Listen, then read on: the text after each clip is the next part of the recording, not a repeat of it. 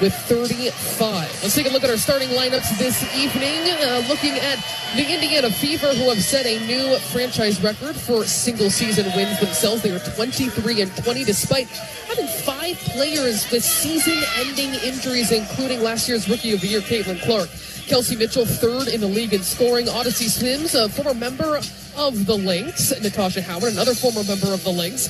Aaliyah Boston, who is 4th in the WNBA with 17 double-doubles. And Lexi Hall, who had a career-high 23 points against Minnesota on this floor on August 22nd. And for the Minnesota Lynx, I mentioned them, Signa Fisa-Collier coming off a 20-point game, the 20th such outing of her season. Kayla McBride coming off a 4-point game, wanting to find her stride with her shot again, because on this road trip, just 7 points per game on 23% shooting from the field. But in 5 games prior, had been shooting 61% from 3, had been on an absolute tear. Trying to refine that rhythm again. Courtney Williams, 14 points, 8 rebounds in that win against Golden State. Alana Smith returns to the starting lineup. She did not play against Golden State due to rest. So Kayla McBride, Alana Smith, and Nafisa Collier have all been able to sit games. The luxury of locking up that number 1 seed so early for the Minnesota Lynx. Last 3 games she's played, 12 points per game, 63% shooting from the field. Jessica Shepard back into the starting lineup like she did when Nafisa Collier was out with her ankle injury in August, coming off her 9th double-double of the season. Last time in this building had the Lynx' 2nd triple-double in franchise history. It was a magnificent performance. And then Bridget Carlton wrapping things up, who's been super strong away from target center, shooting 43% from 3, 46% overall away from downtown Minneapolis. The Minnesota Lynx wearing their white jerseys.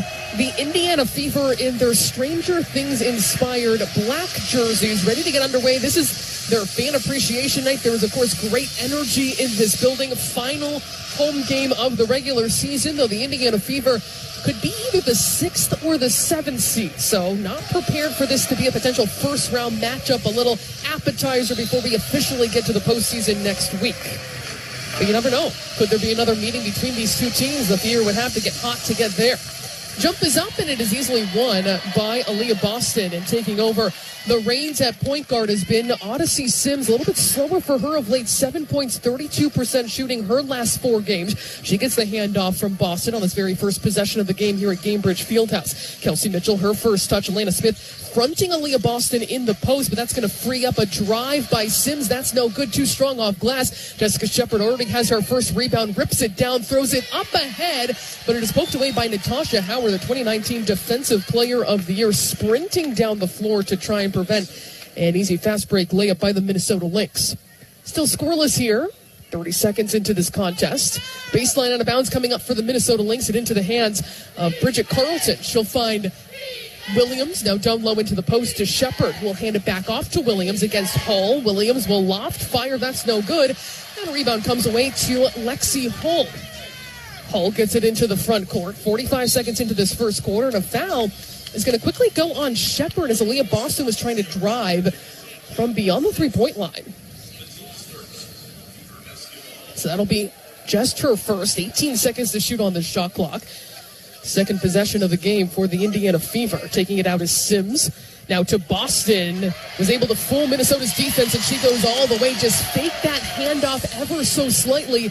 And Indiana's going to lead 2-0 to start things out. Last time in this building was a 95-90 gutted out victory for the Minnesota Lynx. Here's Jessica Shepard handing it off to McBride. McBride hesitates. A lot of traffic around her. She'll put up a 3. That's no good. A little bit too strong. Now up ahead. Poked away from behind, but it lands in the hands of Natasha Howard, again sprinting the floor, and a foul is going to go on the Lynx, I believe on Courtney Williams. So Indiana was trying to be quite aggressive there, and I think we've seen that so far from this Fever team, trying to push the ball as much as possible. Tonight's injury report brought to you by Mayo Clinic, your source for medical answers. Nafisa Collier is sitting in tonight's game, and Dejanay Carrington is missing her 3rd consecutive game with a left shoulder injury. And hoping to have her back as soon as possible. No set timeline on when she might return, as that first free throw by Howard is good. Same story for the Indiana Fever. Ari McDonald, Sophie Cunningham, Caitlin Clark, Sydney Colson, Chloe Bibby, all out with season-ending injuries at various points throughout this season. As both free throws are good, it is 4-2. Indiana to start off this game. Smith will hand it off to Williams, being guarded by Sims, watching the off-ball action. Goes to the left side of the floor, and a foul away from the basketball is, let's see, Kayla McBride hit the deck. That's going to be going on Hull, and that will be her first.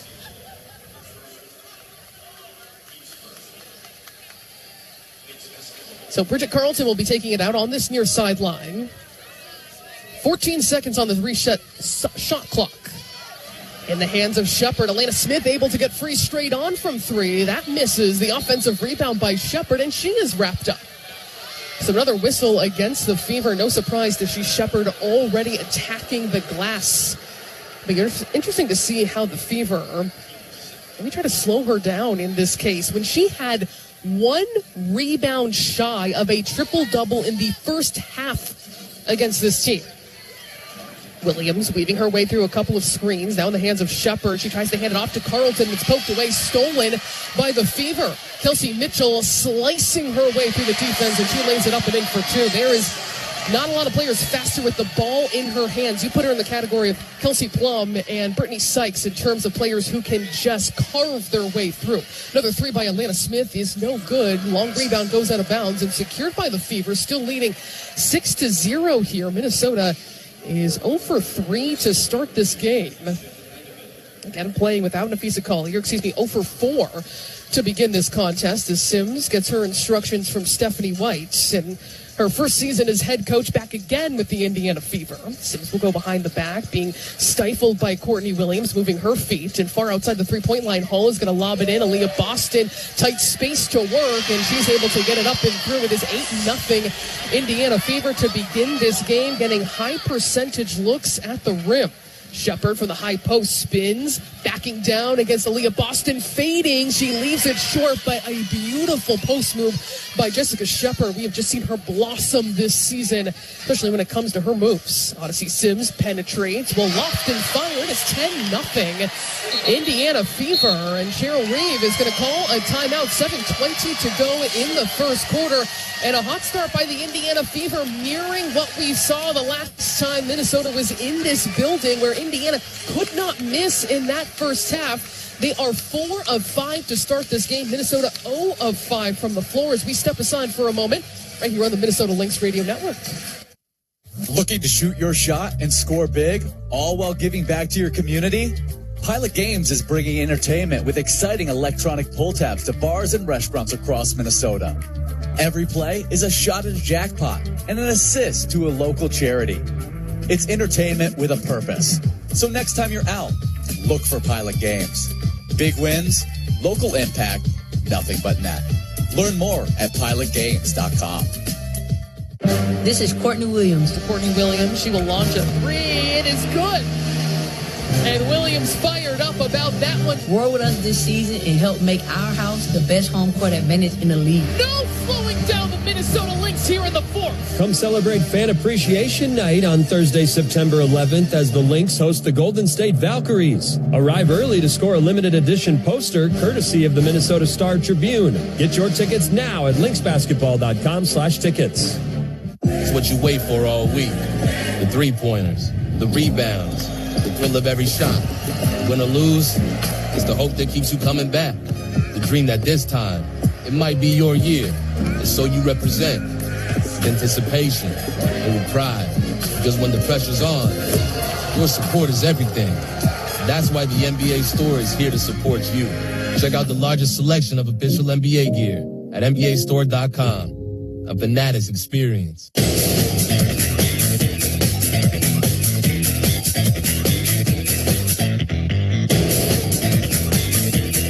Yeah, I don't have any information on the next game. I just know what we're doing tonight. But obviously a tremendous regular season for Fee from start to finish.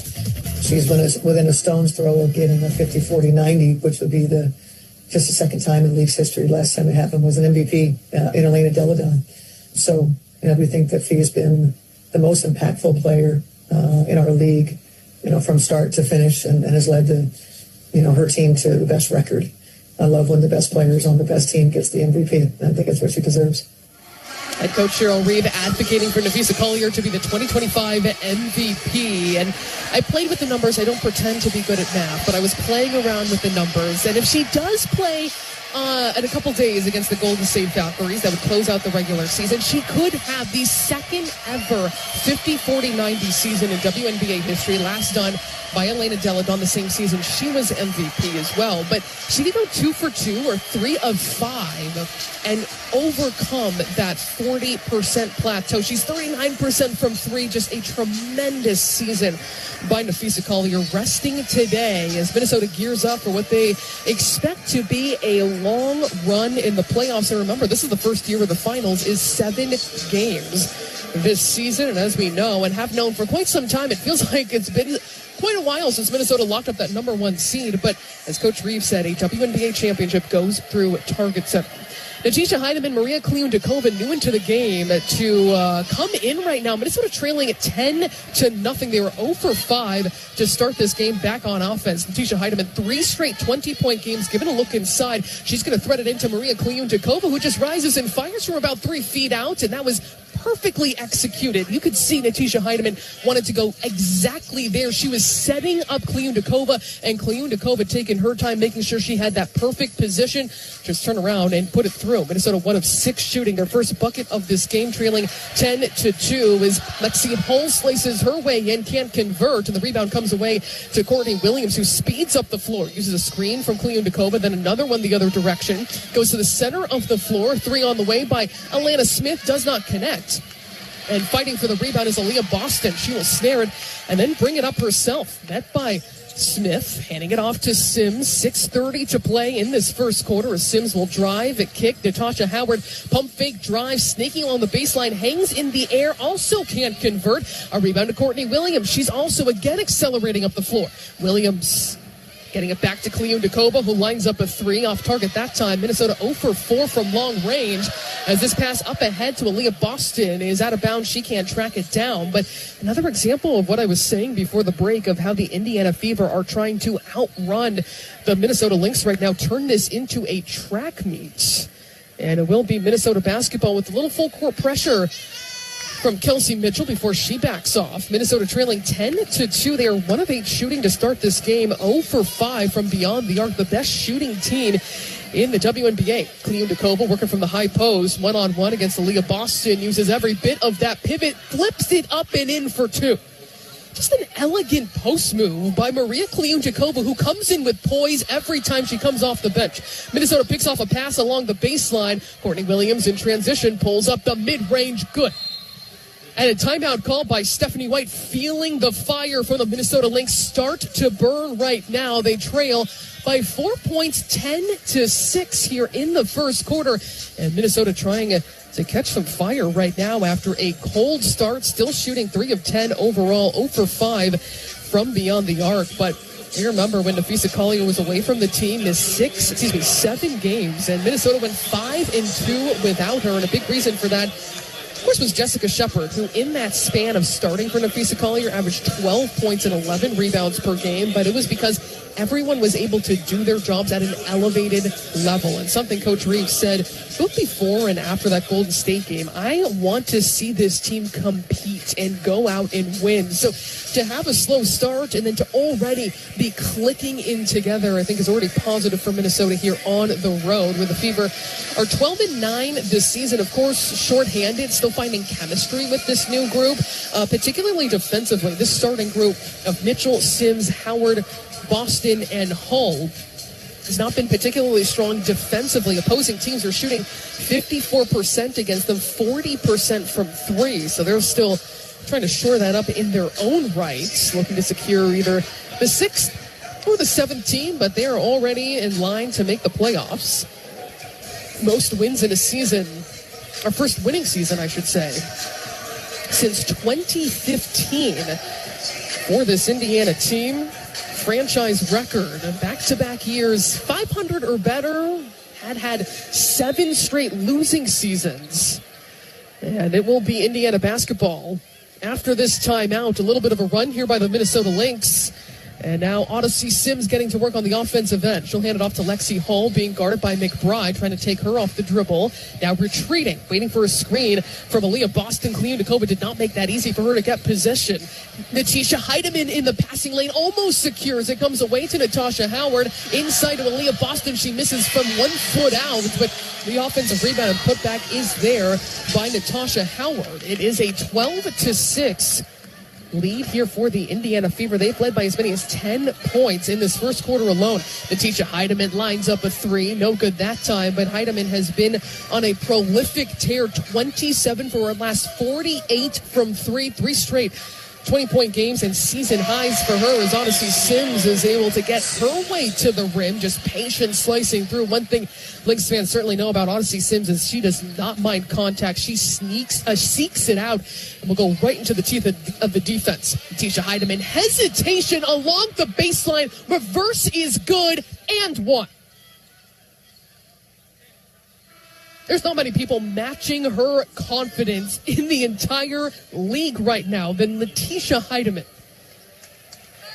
2 games against the Fever, 22 points total, 8 for 17, 3 for 6 from long range. But an example of the Heidemann we have seen the last 3 games. She has set a new season high in 3 consecutive games, 20, 22, 24. Most recently against Golden State, that tied her career high. Tied her career high with 6 threes, but it is the aggression. Someone who does not mind putting her team on her back in the moments where they need it. She can't complete the 3-point play. Minnesota trails 14-8 here. 4:30 to go in the first quarter as Ariel Powers, another former Lynx, checks into the game. She gets her way inside, picks up her dribble at the free throw line. Now working through Aaliyah Boston in the hands again of Powers. Jab fake drive, draws the defense. Boston trying to make a move against Jessica Shepard, backing her down. Williams almost in the passing lane, opens up Powers for 3. She knocks it down. And she gestures to the crowd, sticks out her tongue, calling on them to cheer for this start for the Indiana Fever, leading 17-8. Minnesota back with the basketball again under 4 minutes to play in this first quarter. McBride working from the left wing, sizing up against Natasha Howard. Not a usual match we see there. Backdoor cut, Natisha Heidemann, an easy 2 off the feet from McBride. That is exactly the timing, cohesion, and connectivity Minnesota wants, firing on all cylinders heading into the playoffs. Lob comes inside, deep along the baseline into Howard. Powers, another look at a 3. She drains back-to-back, and again sticks out her tongue toward the Fever bench. Caitlin Clark on her feet cheering. 3:30 to play, and Minnesota trails 20-10. Their second double-digit deficit to start this game in this first quarter alone, trying to work out of that hole.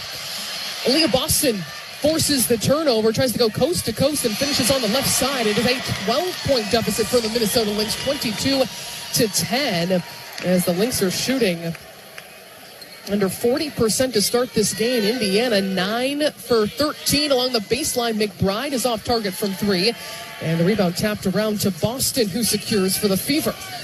Now running this offense is Powers, late addition to this team. Weaving one way and then another, gets herself into the paint, will rise fire, and she knocks it down.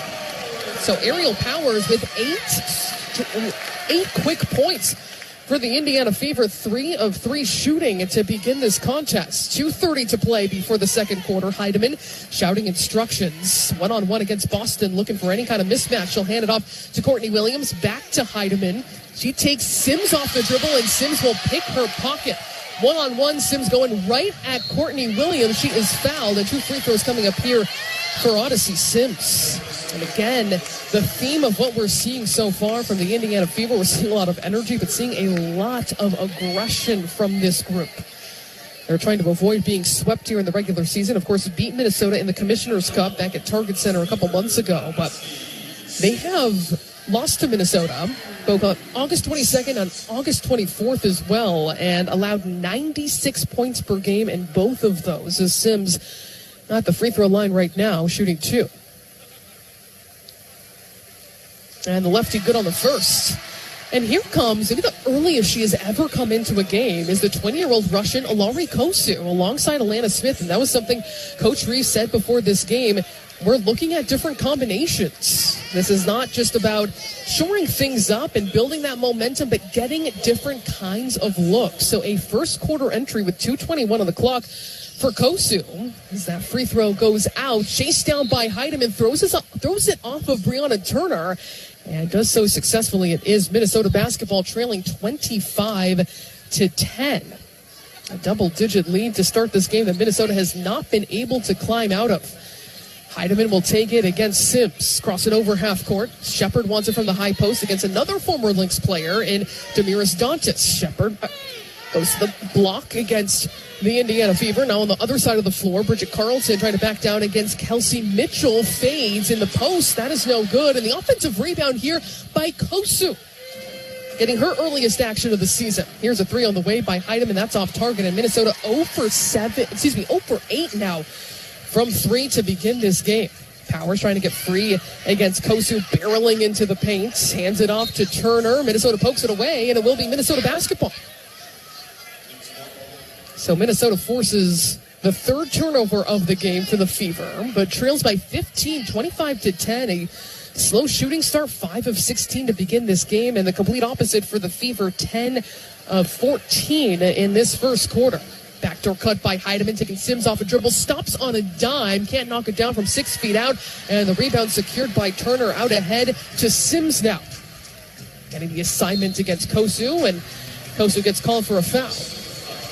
Put her hands on her, looks over to the bench to get an explanation, and here comes Shea Petty into the contest. Signed a third 7-day contract with the Fever on September 2nd. Played 6 games earlier this season with LA. So Fever basketball on the far sideline. Minnesota trailing 25-10. Here's Shea Petty using a high screen from Turner. Now Damiris Dantas will swing it the other direction to the right side of the floor against Powers, trying to take Kosu off the dribble again. And Kosu makes the stop at the rim.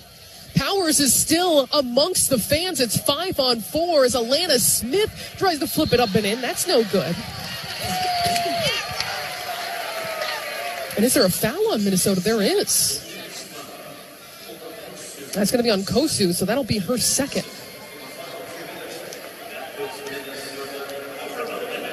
So on the floor for Minnesota with 1:04 remaining in the first quarter. Meanwhile, that puts Indiana in the bonus. It is Heidemann, Carlton, Smith, Kosu, and Shepard. Not the start Minnesota wanted here at Gainbridge Fieldhouse, trailing 25-10. As that free throw no good by Turner. And coming in is Maria Kliundakova for Smith.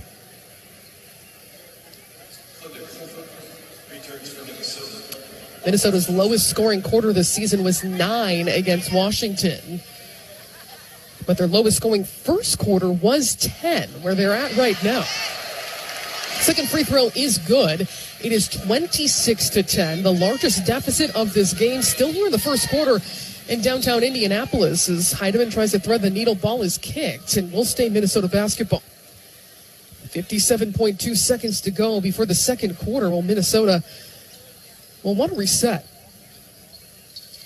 Bringing it in is Carlton from the near sideline. Heidemann working around a screen, finds Kliundakova, thought about another three. 10 seconds now to shoot. Carlton uses a Kliundakova screen, takes off to the rim, and lays it up and in for 2.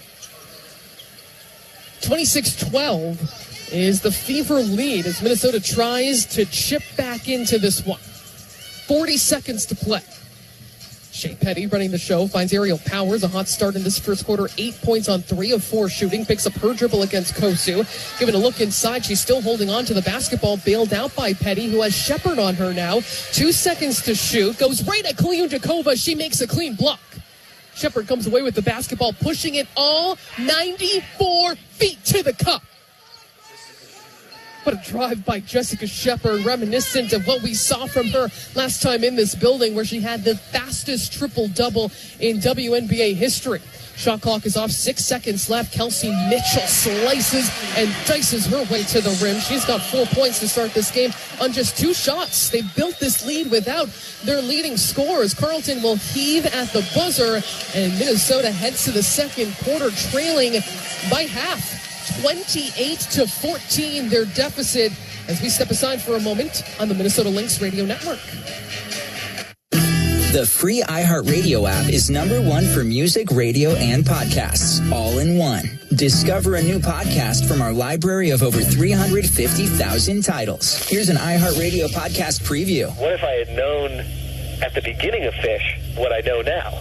You know, the band is like an organic, ever-growing thing.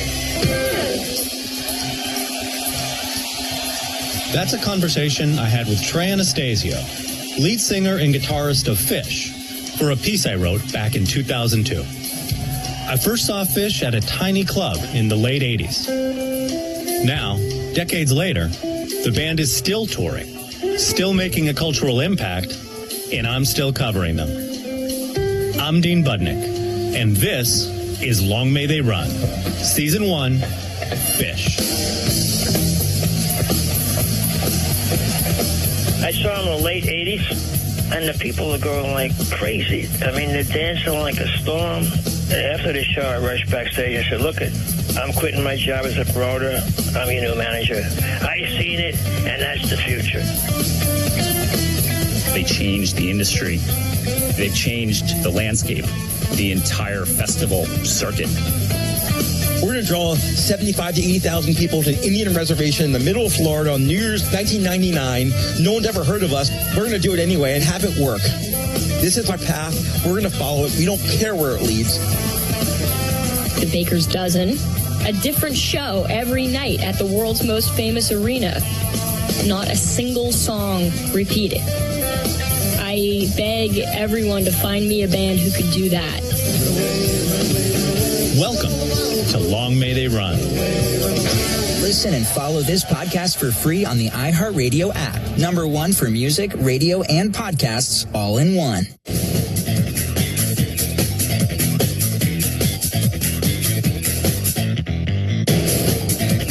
I think more than anything is understanding who we are, understanding are we going to try a couple things here and there, or maybe that we want to see what we can do.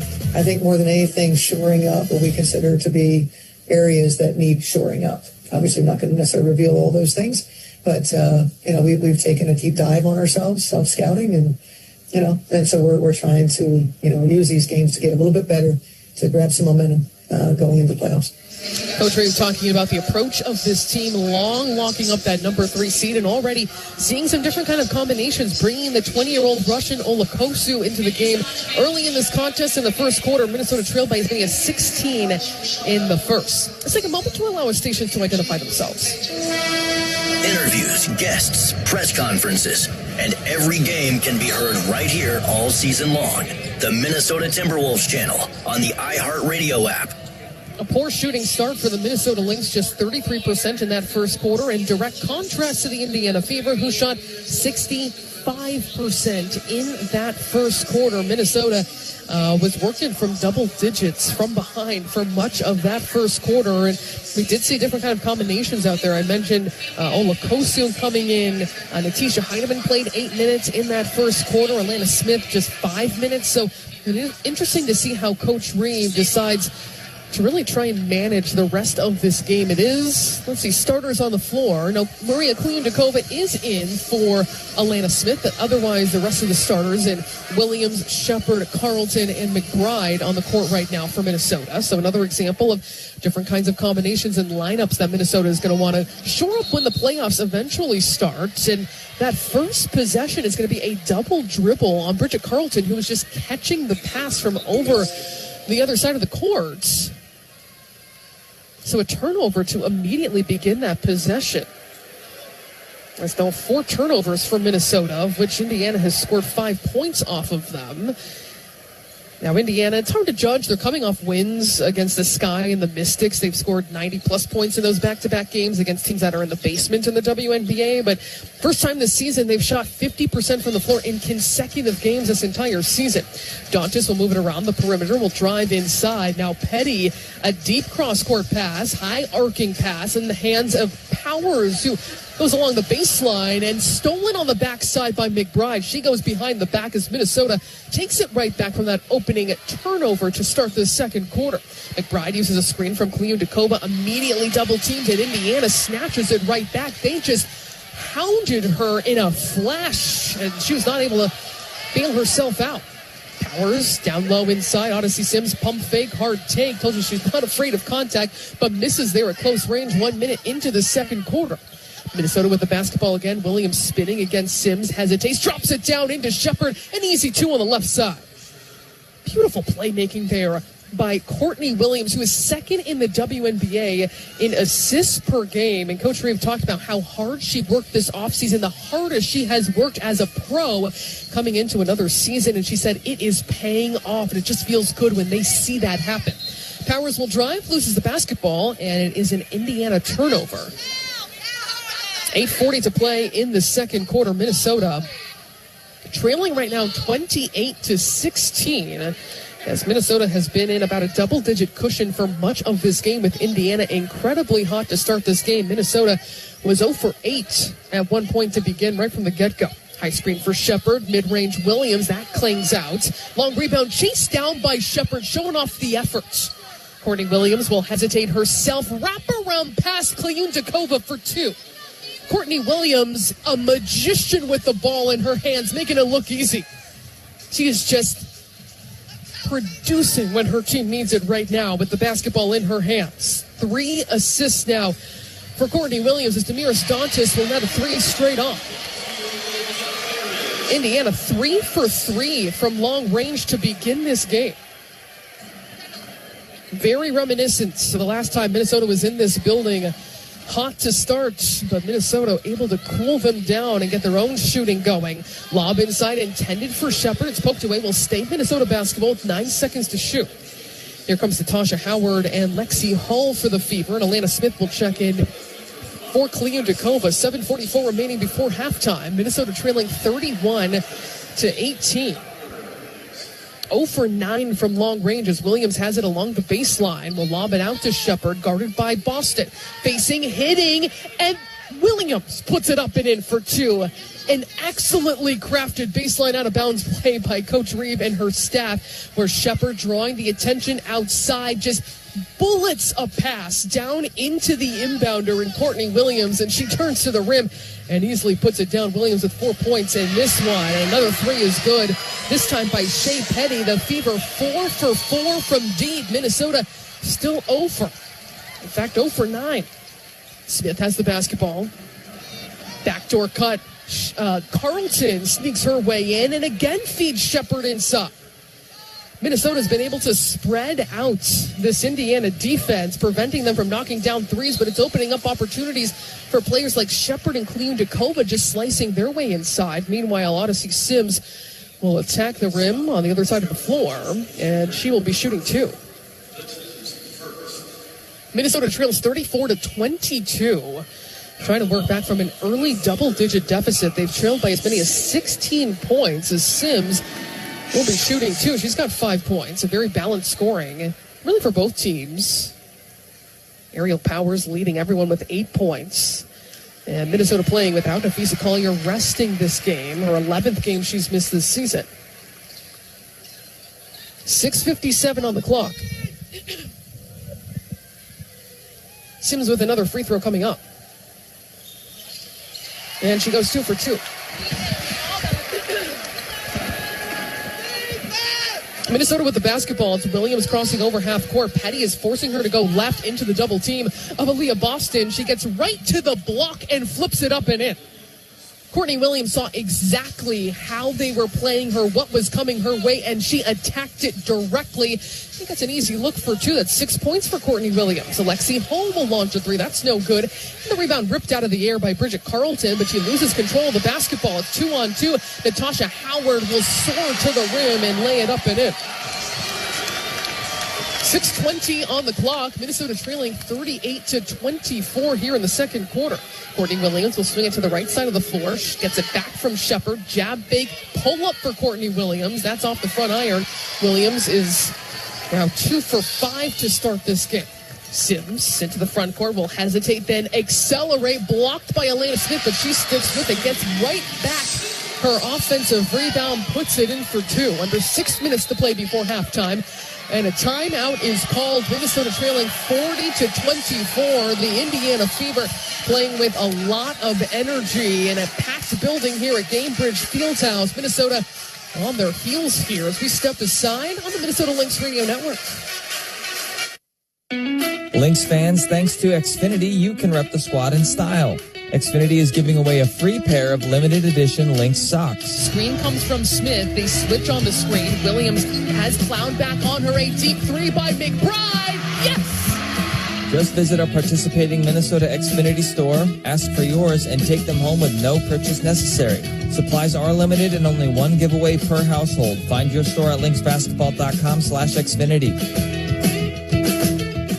At Target, we're home court advantage for the hometown sports fans. And with the Timberwolves season in full gear, we're here to help you gear up and make your game day prep a slam dunk.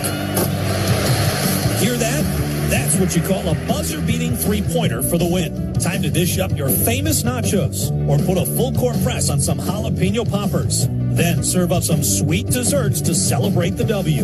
However you do game day, we're here for it at Target and Target.com.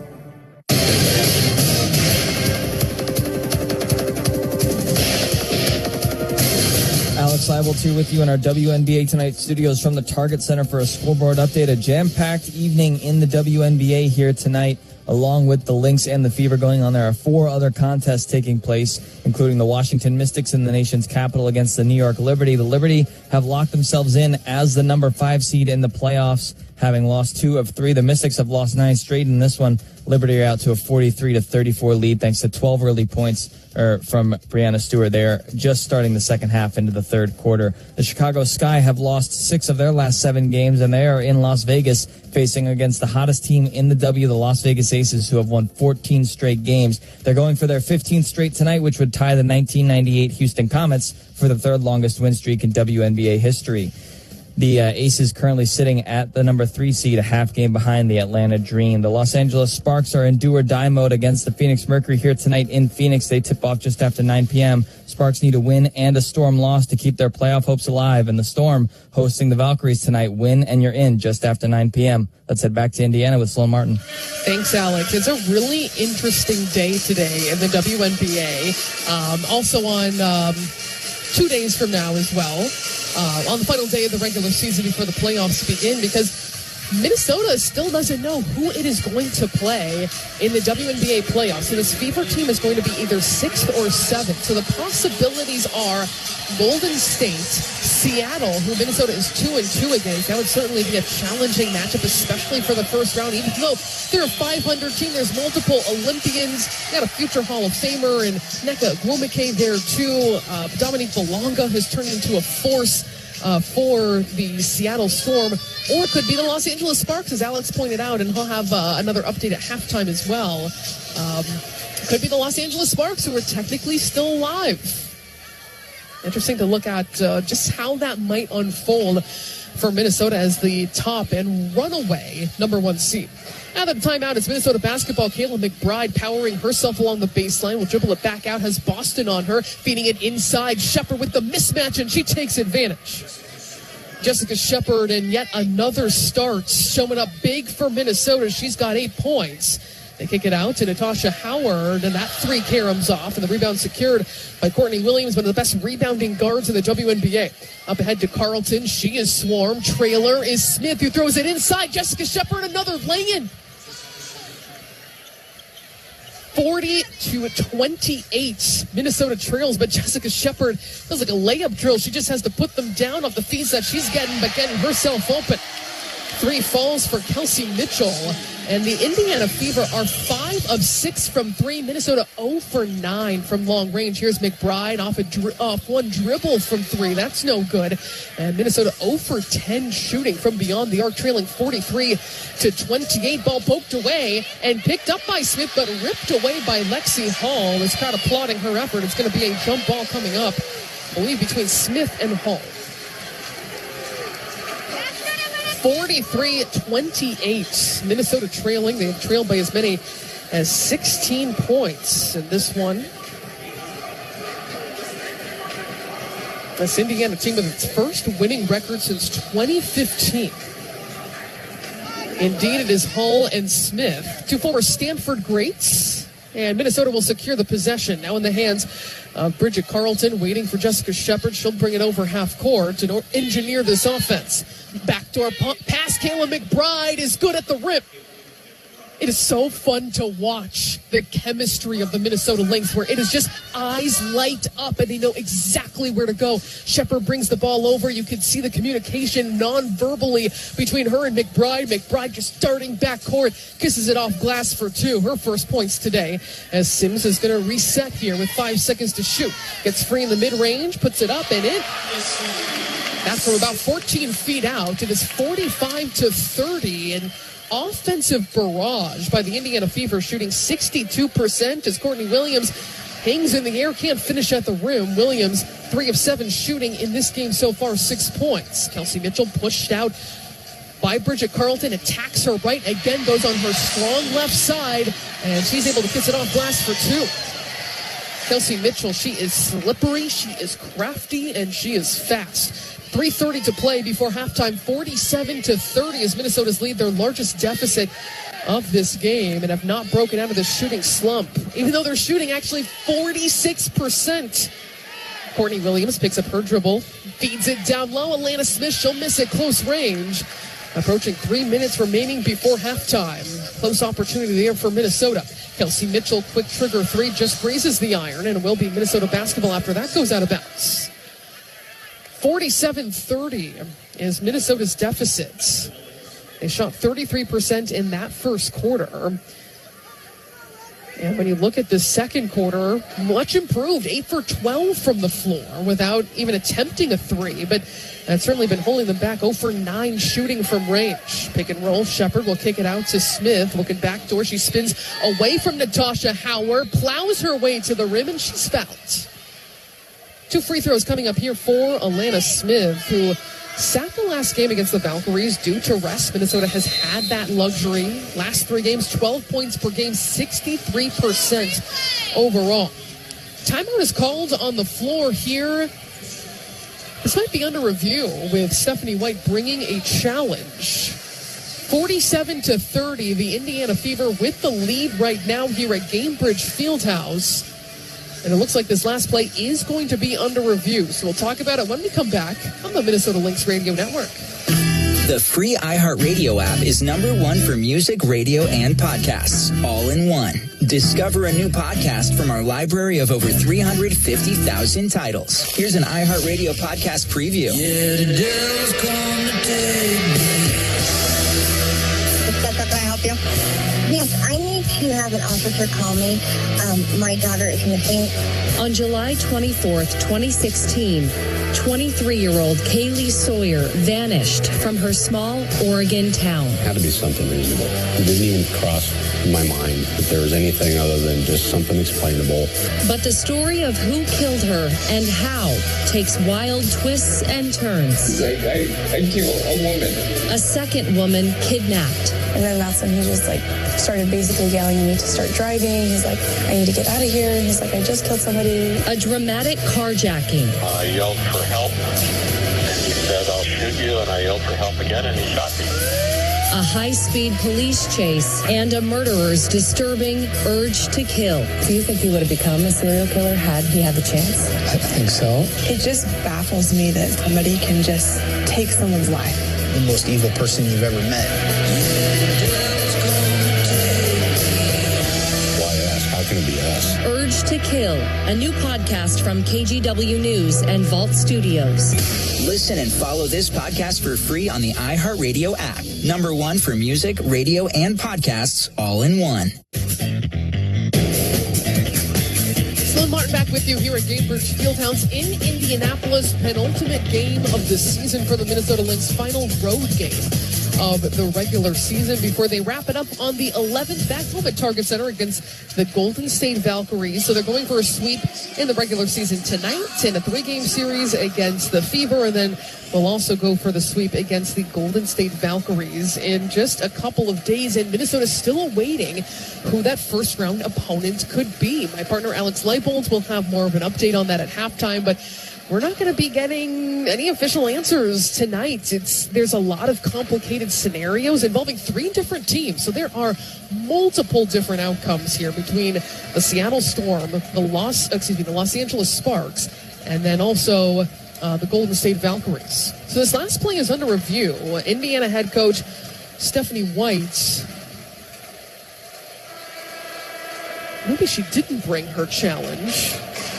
She did call a timeout there with 2:55 remaining in this first half. And should be free throws coming up here for Alana Smith. So it doesn't look like she did use that challenge there. Just a timeout. 2:55 on the clock before halftime. But Minnesota has been trying to dig itself out of a double-digit deficit really from the get-go. Started 0 for 8 to begin this game as Alana Smith nets the first of her 2 free throws. They're still 0 for 9. Make that 0 for 10 from 3 now. And Smith goes 2 for 2. And Minnesota trails 47-32 here at Gamebridge. Kelsey Mitchell turns on the Jets, gets into the paint, draws multiple defenders. Lexi Hall will drive, kicks. Sims tries to do the same. Lobs inside, but snatched away by Jessica Shepard, who read that all the way. And maintaining her dribble as Natasha Howard bullies her in the backcourt. She confidently brings it over, trying to depend on her ball handling skills. Williams picks up her dribble. Smith will work it on the right side of the floor, but looking backdoor first. Heidemann gets it along the baseline, kicks it out to McBride. McBride slices along the baseline, and she can't convert at the rim. Minnesota shooting at 42% to begin this game. Boston hands it off to Kelsey Mitchell. Tries to get free. Inside again to Aaliyah Boston. She will spin, and that is blocked by Alana Smith, who came from the other side of the key. Here's Courtney Williams lining up a 3. That's no good. Offensive rebound. Alana Smith keeps it alive on this possession for the Lynx. Heidemann gets it back to Smith, working through her at the high post. 8 seconds to shoot. Courtney Williams, 1 dribble, pull up long 2, Karam's off, and collected on the rebound by Natasha Howard. Minnesota trails 47-32. They've trailed by as many as 17 points in this first half. 1:38 to play before halftime. Kelsey Mitchell works her way inside.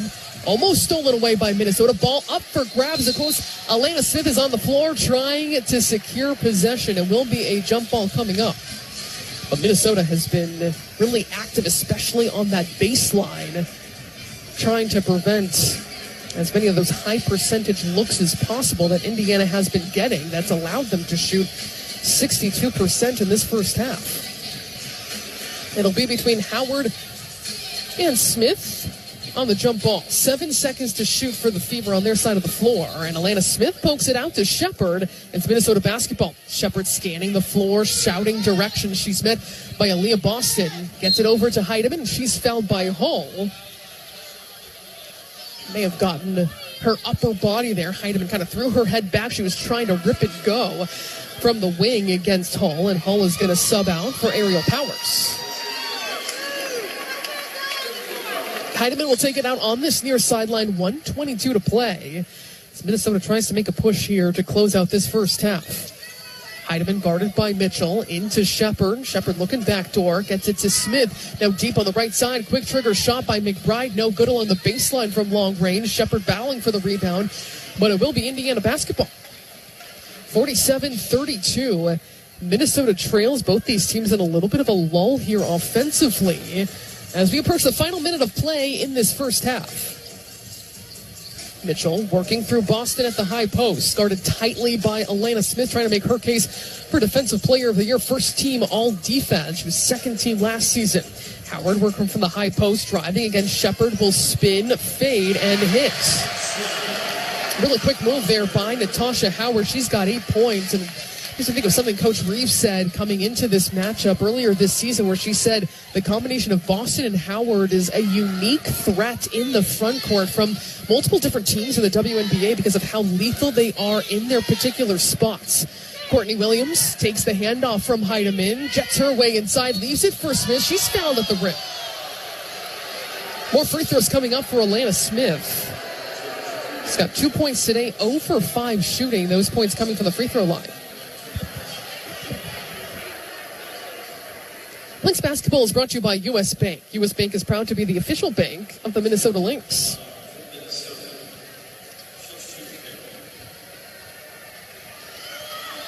And Smith, good on the first. So she is 3 for 3 to begin this game. But you look at Minnesota, they're shooting respectable 44%, but it's Indiana has not regressed. 62% shooting, 5 for 8 from long range. Minnesota 0 for 10 from beyond the arc. Smith good on the second. It is 49-34. Minnesota trails. Smith with her back to the basket near the logo.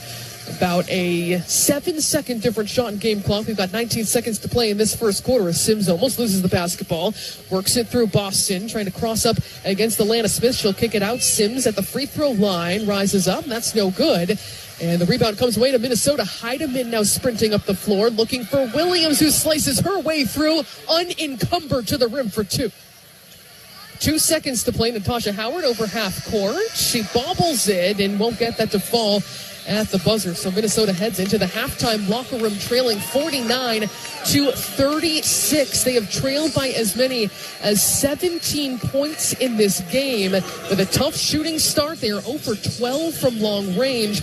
And the Indiana Fever did not slow up, still shooting 58% in this contest here at Gamebridge.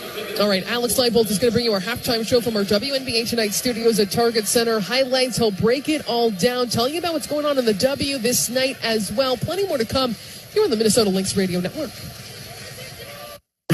The free iHeartRadio app is #1 for music, radio, and podcasts, all in one. Discover a new podcast from our library of over 350,000 titles. Here's an iHeartRadio podcast preview. Libertad Berta Cáceres was one of the most influential advocates for indigenous and women's rights in Honduras. La discriminación y el racismo que se ha cometido contra el pueblo lenca, contra el Copín. And in 2013, when she began leading a protest campaign against a proposed hydroelectric dam, she became one of the most celebrated environmental activists anywhere. Honduras was known as the most dangerous place in the world for environmental activists. More than 100 had been reported killed in just the previous 5 years. She told friends about threatening phone calls she'd get. She said strange cars followed her on the road. She knew that she was very much still being targeted and still at risk of being killed. Berta was the most powerful activist in her country, but none of the accolades could protect her in the end. A prominent environmental rights activist was shot dead in Honduras on Thursday, prompting protests in the capital. My name is Monty Reel, an investigative reporter for Bloomberg Green. On the upcoming podcast, Blood River, we tell the story of a murder. A murder in a place where murderers thrive, where about 97% of all homicides are left unsolved and unpunished. Listen and follow this podcast for free on the iHeartRadio app. #1 for music, radio, and podcasts, all in one.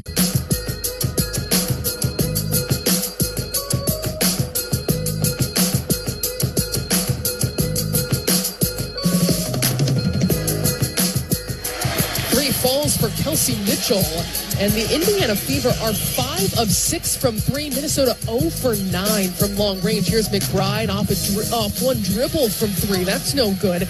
And Minnesota 0 for 10 shooting from beyond the arc, trailing 43.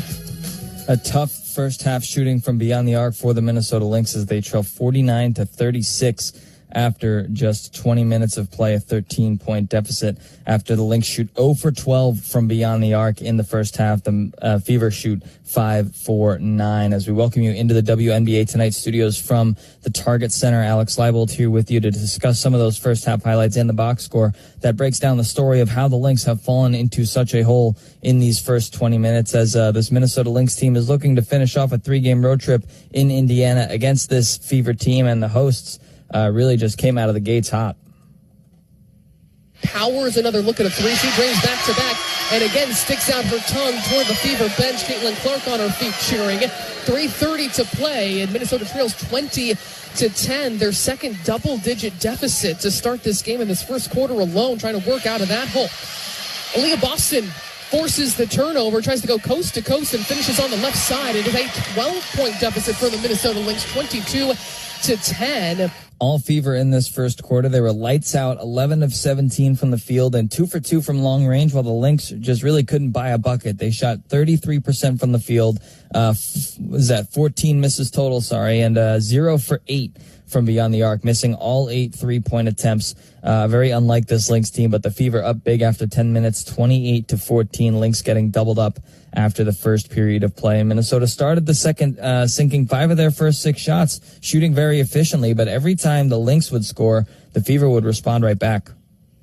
Williams has it along the baseline, will lob it out to Shepard, guarded by Boston. Facing, hitting, and Williams puts it up and in for 2. An excellently crafted baseline out of bounds play by Coach Reeve and her staff, where Shepard drawing the attention outside, just bullets a pass down into the inbounder and Courtney Williams, and she turns to the rim and easily puts it down. Williams with 4 points in this one, and another 3 is good, this time by Shea Petty. The Fever 4 for 4 from deep. Minnesota still 0 for, in fact, 0 for 9. Lynx 50% from the field in that second quarter, 9 for 18 to be exact, but the Fever were also 50% in that second frame, 8 for 16 to keep the Lynx at bay, and even they extended that lead from 14 to up to 17, but they lead at the half 49-36, just a 13-point lead. The Lynx are trailing by that much. Jessica Shepard and Courtney Williams were the bright spots in that first half for Minnesota. Jess Shepard had 10 points, 7 rebounds, 2 assists, and 2 steals in place for the resting Napheesa Collier, and Courtney Williams 8 points with 3 boards, 2 assists, and a steal to her name. The Lynx are getting 10 points off the bench from Maria Kliundakova and Natisha Heidemann. T has 2 assists with 1 rebound to boot, as the Lynx are shooting just 41% from the field, while they're allowing Indiana to shoot 19 for 33, 58%, scoring 24 of their points in the paint, scoring 15 of their points from beyond the arc. The Lynx have scored a lot of theirs in that close range area, getting high percentage looks. 30 of their 36 points in this first half have come in the paint, but Minnesota has turned the ball over 6 times. That has resulted in 7 Fever points. The Fever have turned the ball over 8 times. Lynx are doing a good job of forcing those turnovers with 5 steals and 4 blocks, but it's only turned into 8 points for Minnesota on the other end. So something they're going to look at improving in that second half if they want a chance to break out of this 13-point hole. Lynx trail 49-36 at the break. Odyssey Sims is the leading scorer in this contest with 11 points. She's 4 of 8 shooting and 3 of 4 from beyond the arc. But the story of this first half comes from beyond the arc, where the Fever have sank 5 and the Lynx have sunk 0 of their 12 attempts. Lynx trail by 13 at the break. When we get back from this commercial break, we're going to take a look at the playoff picture and some of the games that are going on right now and how that can impact the Lynx playoffs coming up as the number 1 seed. That's coming your way next on the Minnesota Lynx Radio Network. Are you ready, Lynx fans? Playoff basketball is back at Target Center. Minute to play. Collier darts to the rim. A hard take. A 3-point play coming up. Be in the building as the Lynx push for a WNBA record 5th championship. Napheesa Collier brings her heroics when her team needs it. Don't miss out on the electric atmosphere. Join the Drive for 5 and get your playoff tickets now at lynxbasketball.com/playoffs. Bring the fun to family time with a visit to Treasure Island Resort and Casino. Start by making a splash and memories at the lagoon. Our indoor water park includes a lazy river, an activity pool, and more exciting features. Then hit the lanes at Island Extreme Bowl for some family-friendly competition before you head to our luxurious hotel for a relaxing night away. Book your stay now at TICasino.com. Treasure Island Resort and Casino. Destination fun. At U.S. Bank, when they say they're in it with you, they mean it. Not just for the good stuff, the grand openings and celebrations, although those are pretty great, but for all the hard work it took to get there, the fine-tuning of goals, the managing of cash and workflows, and decision-making. They're in to help you through all of it, because together they're proving day in and day out that there is nothing as powerful as the power of us. Visit usbank.com to get started today. Equal housing lender, member FDIC, copyright 2024 U.S. Bank. At Mayo Clinic, we're seeing the unseeable. Using advanced imaging technology, our experts can look deeper into the human body, uncovering the smallest of details that would otherwise go unnoticed, leading to more accurate diagnoses and treatments. We're making more possible at Mayo Clinic. because every day we're doing what's never been done. Learn more at mayoclinic.org/possible. Mayo Clinic. You know where to go. This copyrighted telecast of WNBA Enterprises may not be retransmitted, reproduced, rebroadcast, or otherwise used in any form without the express written consent of WNBA Enterprises.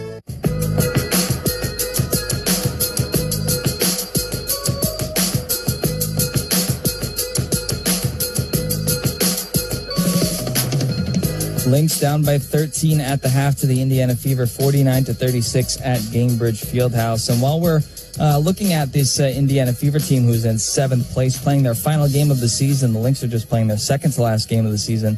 Let's take a look at the playoff picture that the Minnesota Lynx might see themselves facing a few teams for that number 8 seed. The Indiana Fever playing their last game today. They are locked in as either the 6 or the 7 seed with a win or loss today. The Golden State Valkyries are ahead of them by a half game in 6th place, but they've got a few more games to play. They play the Seattle Storm tonight, and if they lose the rest of the way, they play the Lynx on Thursday at the Target Center. If they lose the rest of the way, the Golden State Valkyries could fall down to that 8th seed. The Seattle Storm playing tonight against that Golden State Valkyries team. They can jump up to the 7th seed. They currently sit as the number 8 team, the final team trying to get into the playoffs. Their recipe is simple. If they win, they're in, and they will knock the Los Angeles Sparks out of playoff contention. But if the Storm lose tonight, that opens the door for Los Angeles to win the rest of their contests. And if they do just that, they'll have the tiebreaker over the Seattle Storm to make their way into the playoffs as the 8th seed. So 3 teams the Lynx could face off with in the playoffs still. We have not learned who that will be just yet. Either Golden State Valkyries, Seattle Storm, or the Los Angeles Sparks, all vying for those final playoff spots. But the Indiana Fever are locked into the playoffs. They are just either going to be the 6th or the 7th seed. The New York Liberty have clinched themselves locked in at number 5. They're playing the Washington Mystics right now and have a healthy 15-point lead in the 4th quarter. The Las Vegas Aces have the chance to go from 2 to 4 with their rest of the games.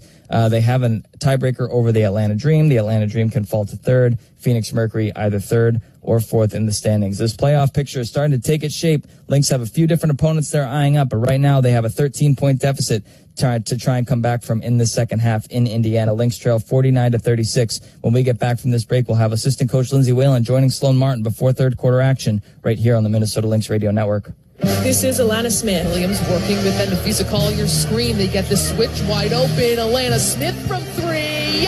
Roll with us this season and help make our house the best home court advantage in the league. No slowing down the Minnesota Lynx here in the 4th. Come celebrate Fan Appreciation Night on Thursday, September 11th as the Lynx host the Golden State Valkyries. Arrive early to score a limited edition poster courtesy of the Minnesota Star Tribune. Get your tickets now at lynxbasketball.com/tickets.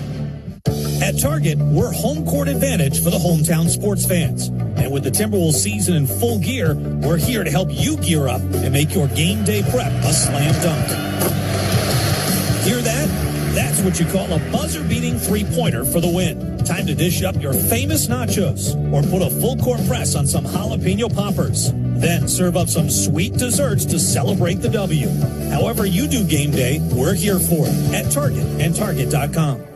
It's what you wait for all week. The three-pointers, the rebounds, the thrill of every shot. Win or lose, it's the hope that keeps you coming back. The dream that this time, it might be your year. And so you represent with anticipation and with pride. Because when the pressure's on, your support is everything. That's why the NBA store is here to support you.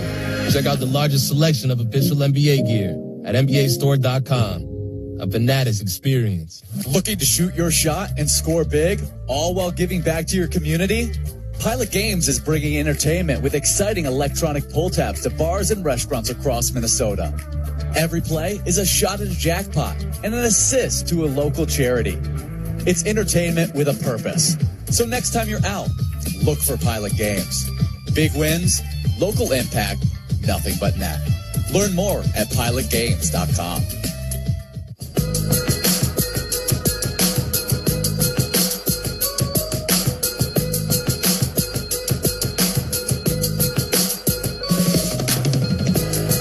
Martin back with you here at Gainbridge Fieldhouse in Indianapolis. I'm joined by Lynx assistant coach Lindsey Whalen. Coach, started to rebound in that second quarter from a shooting perspective, but where is the focus defensively to try and cool down this Indiana team in front of their home crowd? Well, you said it. I think it's just points in the paint. First quarter, they had 16 points in the paint. They're shooting 58%. So, obviously, giving up 49 points is not going to get it done on the road. So, we got to dig in, get stops, get a little more aggressive, defend the paint, finish with a rebound. But definitely, first 5 minutes here, we got to focus defensively. And Jessica Shepard able to find several clean looks underneath. How do you feel overall about that ball movement and find those high percentage looks at a good rate? We've gotten some good cuts. We've gotten some back cuts. We've gotten Jess cutting off ball. So, I think we just need to keep going with that. We know the threes will fall. We got some good looks at some three, but regardless, we got to defend. We got to defend at a really high level, and it's a really important start this first 5 minutes here for us. So, got to go get it done. Coach Whalen, thanks so much. Thanks a lot, Martin. Almost started the third quarter here at Gamebridge Fieldhouse, and you heard it from Coach Whalen right there. The first 5 minutes are going to be significant here for the Minnesota Lynx. They have not led in this game, and from very early on, we're facing a double-digit deficit. They trailed by as many as 17 points in that first quarter, 0 for 12 shooting in that first half. In fact, in the W this season, that is the most attempts without a make in a first half in the W across the board this season. The Sparks, interestingly enough, went 0 for 15 in the second half on June 1st against the Mercury. And you heard it from Coach Whalen there, too. The threes will fall. This is the best shooting team in the WNBA. And even playing without Nafisa Collier, this team knows how to win without her. They did it 5 times when she was out 7 games over August with that ankle injury. But Minnesota enters this third quarter, just about to begin here at Gamebridge Fieldhouse, trailing 49-36. You also heard Coach Whalen, too, talk about points in the paint. The Fever cut that down in that second quarter, or the Lynx forced them to cut that down in the second quarter. But it was something I was pointing out very early on in this game, is how aggressive the Indiana Fever were being. Just a high-energy team. They're playing confident. This is the first winning season since 2015 for the Indiana Fever franchise. They have a franchise record in total wins in a season, trying to avoid being swept. And it's just another example of something Coach Reeve has talked about, players have talked about, where there's been a target on the Lynx back since the very beginning of the season because they have been number one from the outset. On the floor for Minnesota to start this third quarter is Smith, Williams, Shepard, Carlton, and McBride. So same starting unit. We saw some different combinations in that first half, but this solid 5 coming out. Minnesota playing without Nafisa Collier, without Dejanay Carrington, missing her 3rd straight game with a left shoulder injury. Here's McBride slicing her way to the rim, lays it up and in for 2, hits the deck. A tough finish for Kayla McBride. She's got 4 points in this one. First possession of the second half for the Indiana Fever. Coach Whalen said the first 5 minutes of this third quarter critical. Sims has it beyond the three-point line. Aaliyah Boston is going to take off, still trying to back down. Jessica Shepard flips it up. That's no good, and Shepard is fouled as she tries to secure that rebound. 9:22 to go in the third quarter. Minnesota rebounded in that second quarter after shooting 33% in that first quarter, 50%, 9 of 18 in that second quarter, but still 0 for 12 from 3. Here comes Courtney Williams, Minnesota, with their second possession of this third quarter. Our pick and roll between Williams and Shepard. Shepard can't get free. Here is Smith darting across the floor. Will spin against Howard. Now in the hands of Shepard, spinning herself against Howard and muscles it up and in for 2. Jessica Shepard must really like playing here. She's got 12 points now, 7 rebounds for the Minnesota Lynx in this starting role. A miss by the Fever. Minnesota, one and done defensively. McBride into the front court, surveying. Finds Carlton, the trailer. Williams, corner 3. That's no good, but untouched offensive rebound. Alana Smith. And before the ball was even through the net, Stephanie White was calling a timeout, clearly upset with how this quarter has started, with that basket in particular, with Alana Smith not boxed out at all, just going for that offensive rebound, putting it up and in. 8:41 to play in this third quarter. Minnesota has narrowed what was once a 17-point lead to 7, 49-42, as we step aside here on the Minnesota Lynx Radio Network. Hit the green and the gaming floor with Treasure Island Resort and Casino's Golf and Stay Hotel Package. Play a round of golf for two at Mount Frontenac Golf Course. Then make the short drive to the island and get in on the action with $50 free slot play. After a fun-filled day, unwind with a one-night stay in our luxurious hotel. Book your stay now at ticasino.com. Treasure Island Resort and Casino. Destination fun. Lynx fans, thanks to Xfinity, you can rep the squad in style. Xfinity is giving away a free pair of limited edition Lynx socks. Screen comes from Smith. They switch on the screen. Williams has plowed back on her. A deep three by McBride. Yes! Just visit a participating Minnesota Xfinity store, ask for yours, and take them home with no purchase necessary. Supplies are limited and only one giveaway per household. Find your store at lynxbasketball.com/Xfinity. Are you ready, Lynx fans? Playoff basketball is back at Target Center. Wide open in the paint. She's going to kick it out to McBride again. Are you serious? Be in the building as the Lynx push for a WNBA record 5th championship. Kayla McBride lighting things up here at Target Center. Don't miss out on the electric atmosphere. Join the Drive for 5 and get your playoff tickets now at lynxbasketball.com/playoffs.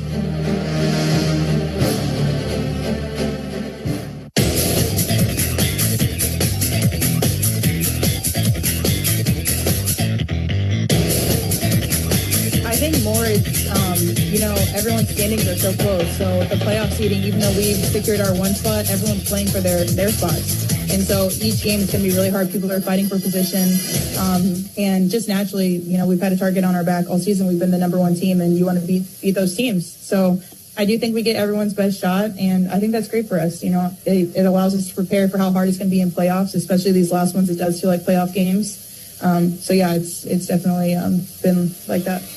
Nafisa Collier talking about what they've been facing from teams down the stretch. No different today at Gainbridge Fieldhouse against the Indiana Fever. Minnesota trying to go 3-0 in the regular season against this Fever team, but with a 6-0 burst out of the gates. And that's exactly what you would expect, shorthanded or not, missing two main rotation players, including MVP or not, is for the Minnesota Lynx to respond. They were down by as many as 17 in that first half. They have narrowed this to 5 points, 49-42, and 8:41 on the clock here in the third quarter. And I said this going into that break, it was quite stark that Elena Smith scores on that offensive rebound, was not boxed out. And before the ball even fell through the net, Stephanie White was already calling a timeout. With this quick burst by Minnesota, they have made this just a couple possession game, digging themselves out of what has consistently been a double-digit deficit. Here's Aaliyah Boston looking backdoor. Kelsey Mitchell, she's been subdued today, broken up by Courtney Williams, and Minnesota with possession now. Up ahead, Jessica Shepard stops on a dime. Tight ropes along the baseline, looking for Alana Smith cutting. She secures the basketball. Courtney Williams, couple dribbles. She also stinks along the baseline herself, and she is fouled. And she comes down hard. She is not yet back up on her feet. She was just trying to tiptoe along the baseline. It was hit hard. She's up on her feet now, but kind of doubled over. You never know. It looks like she's touching her thigh. You never know. You could take a knee into just a tender area, but it looks like she's good to go. Minnesota with the basketball, near sideline, out of bounds. Starters on the floor still. Shepard has it from outside the three-point line. Alana Smith will swing to the left side of the floor. Courtney Williams, patient through a screen from Smith, rejects it. Couple dribble pull-up, fading along the baseline. That's no good. Poked by Carlton, but Boston will snare the basketball. Bringing it into the front court. Leaves it for Kelsey Mitchell, who bounces her way inside. The rejection on the jump shot by Bridget Carlton, who read that rhythm and makes the denial. Alana Smith all by herself from three, and she's got it. A 13-0 run going back to the end of the first half for the Minnesota Lynx, and Minnesota has its first three of this game, had been 0 for 12. Leah Boston fouled inside. Jessica Shepard holds her hand up, says that's me. Minnesota actually had been 0 for 13 from three to begin this game before finally the basket opened up, and it was Alana Smith finally netting it. She's got 9 points. Minnesota's led by Shepherd's 12 points. Also got 10 points off the bench, 6 from Kliundakova, 4 from Heidemann, as Aaliyah Boston will knock in the first. Lynx basketball is brought to you by U.S. Bank. U.S. Bank is proud to be the official bank of the Minnesota Lynx. One more coming up for Aaliyah Boston. Ariel Powers is checked into the game. Same players on the floor for the Lynx, still the starting group. And Boston is good on both. 51-45 is Indiana's lead, but we have a contest here in Indianapolis. Bridget Carlton brings it over the half-court line. Williams wants it right back from her. One-on-one against Sims, surveying the offense and movement around her. Shepherd will cut to the rim. Williams picks up her dribble. She's got nowhere to go. Bailed out by Alana Smith. Turns the corner. Darts her way into the paint. Leaves it for McBride, who lofts a three. No good that time. Minnesota 1 for 15 from three. Poked away. And Minnesota back with the basketball again off the long rebound. McBride now directing traffic, uses a screen from Smith, throws it inside to Smith, powers her way up, no good, misses at close range, was looking for a whistle off the contact, and Ariel Powers will sprint up the floor now for the Fever. Slices her way into the paint, picks up her dribble. Kelsey Mitchell launches a three, she's got it. Indiana leads 54-45, so Indiana summoning a response themselves. Now 6 of 10 shooting from long range compared to Minnesota's 1 for 15.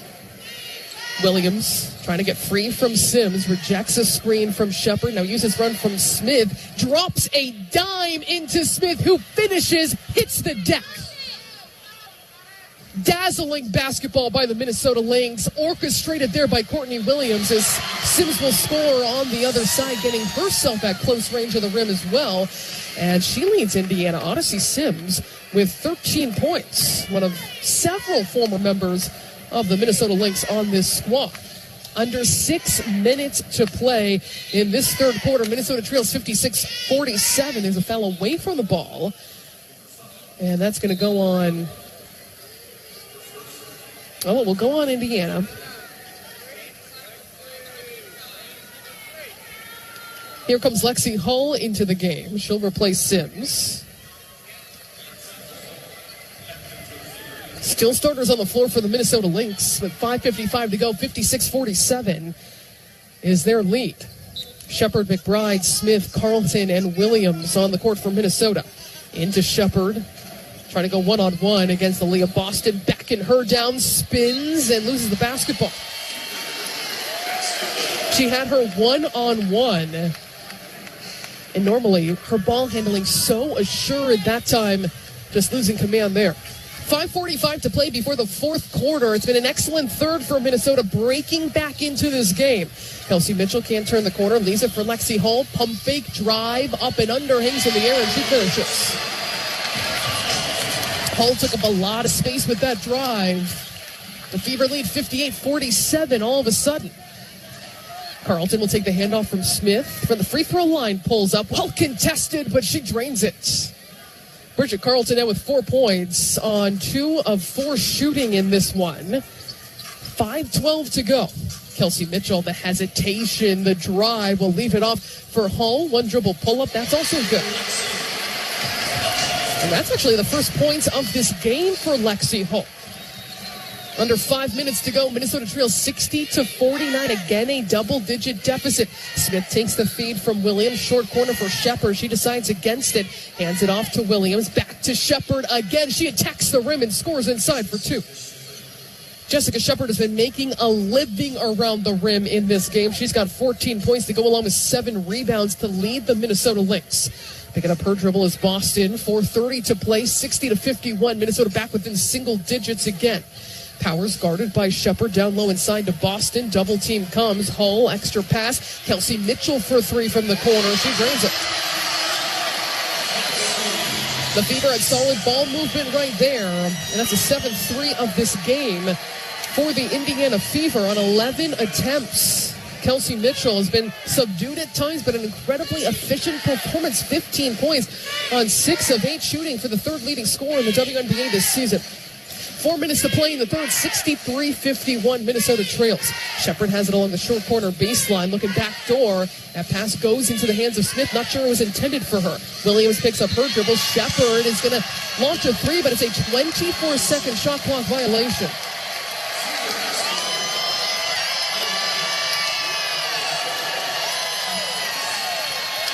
Aerial Power is cajoling this crowd, and they're heating her. 3:49 to play in the third quarter. What a response by the Indiana Fever. They have a 12-point lead again, 63-51. Minnesota back to work on the defensive end. Turning the corner as Kelsey Mitchell whips a pass inside to Brianna Turner. Three along the baseline for Hall, off target, and a rebound by Damiris Dontis. She keeps it alive on this possession. Mitchell gets downhill again, slices, cannot hit. Turner tries to tap it in on the jump, but that's not there either. Minnesota attacking again. The mid-range jump shot, Courtney Williams halfway down and out, and the rebound secured by Turner and the Fever. Kelsey Mitchell with the basketball in her hands finds Dontis wide open for three, not that time. And long rebound chased down by Courtney Williams. This has been a track meet of a third quarter. Courtney Williams will pick up her dribble, leading for the trailer in Carleton, and she's going to reset. Under 3 minutes to play before the fourth quarter. Carleton feeds Kliundakova, solid in the first quarter, and she takes off to the rim for two. The times where Minnesota has been sharing the basketball have been beautiful. Another example right there, and Kliundakova with 8 points off the bench as Jalen Sherrod set to check it. Lexi Hall will elevate. No, it's no good from about 5 feet. Kelsey Mitchell is good again from long range. Kelsey Mitchell having a potential all-WNBA kind of season. Third in the W in scoring. Here's Kliundakova taking Damiris Dontis off the bounce, but she can't convert. Still a tough, strong take by Kliundakova. Just her second miss of this game on 6 shots. Under 2 minutes now to play. And a whistle is going to go on Minnesota. So Courtney Williams needs a breather. Sherrod is set to check in. 2:12 to play here in the third quarter. Is a timeout called on the floor? Minnesota players are exiting the floor. At least it looked like they were trying to huddle up, but everybody's back out now. 16 seconds to shoot for the Fever. Heidemann, Carleton, Shepard, Kliundakova, and Sherrod on the floor. So another example of the different kind of combinations that Minnesota expected to come out. And Coach Reeve talked about in this contest. Damiris Dontis lets it defender fly by. One dribble is good. The long range two goes through. 68-53 is Minnesota's deficit. They made this a 2-possession game, but Indiana came with a response. Heidemann running the show here offensively. Faces a couple defenders. Finds Jessica Shepard along the baseline, trying to muscle her way up against Brianna Turner. 2 former Notre Dame Fighting Irish greats. She can't convert. And the rebound brought down by Lexi Hall, who's weaving her way up the floor. Leaving it for Brianna Turner. Outside into Aerial Powers. Powers one-on-one against Jalen Sherrod. Crosses her up. Flies toward the paint. A wild pass. Everyone's touching the basketball. Now 9 seconds to shoot. Kelsey Mitchell one-on-one. Bridget Carleton draws the defense. Leaves it. And that is going to be good by Brianna Turner from close range. And Coach Reeve is going to call a timeout. An explosive response by the Indiana Fever. And they lead 70-53 in a flash. Be right back after this on the Minnesota Lynx Radio Network. Looking to shoot your shot and score big, all while giving back to your community? Pilot Games is bringing entertainment with exciting electronic pull tabs to bars and restaurants across Minnesota. Every play is a shot at a jackpot and an assist to a local charity. It's entertainment with a purpose. So next time you're out, look for Pilot Games. Big wins, local impact, nothing but net. Learn more at pilotgames.com.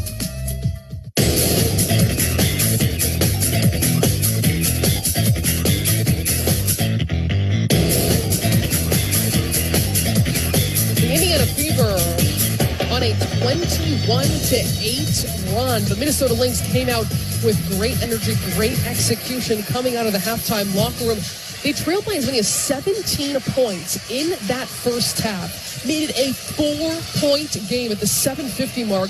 49-45. Minnesota has not led at any point in this game, and since then outscored 21-8. 70-53. Minnesota trails here at Gainbridge Fieldhouse, equaling their largest deficit of this game. And certainly this one of the toughest places to play in the WNBA. Of course, up there with Target Center, where Minnesota has only lost 2 times this season. And in fact, the Golden State Valkyries, the expansion team, just set a single season attendance record, which was set in 2024 by this Indiana Fever organization. And now Cameron Taylor making her first appearance of the game. So Coach Reed deciding to go deep on her bench. Of course, Minnesota has the luxury of doing that in this case. They are not battling for playoff positioning. And you heard in that bite that I played from Nafisa Collier, they're playing teams that are desperate to get specific slots. And the Fever trying to get that number 6 seed or 7. Backdoor cut, Jalen Sherrod leaves it for Shepard, tries to drive downhill, reverts right back. Sherrod back to Shepard again. Shepard working from the short corner, drives against Dantas, sneaks past her. Cameron Taylor is fouled, almost a 3-point play. But free throws coming up here for Cameron Taylor. Taylor signed a rest of season contract on September 1st.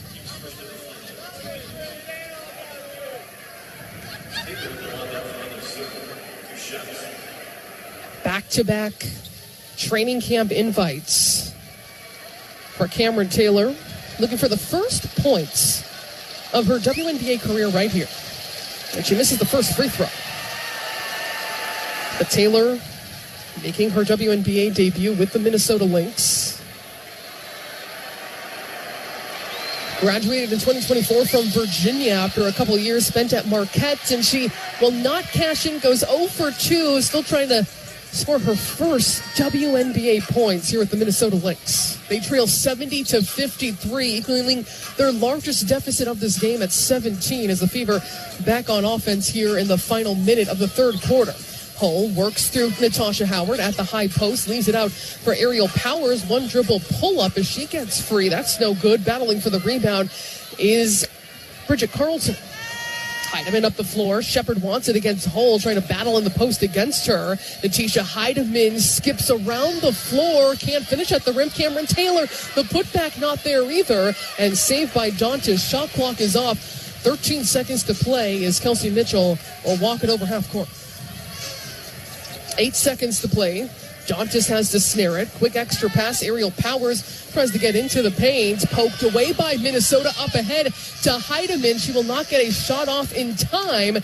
But the Minnesota Lynx enter the fourth quarter with a 17-point deficit. 70-53. They had made it a 4-point contest. 49-45 at the 7:50 mark of this third quarter.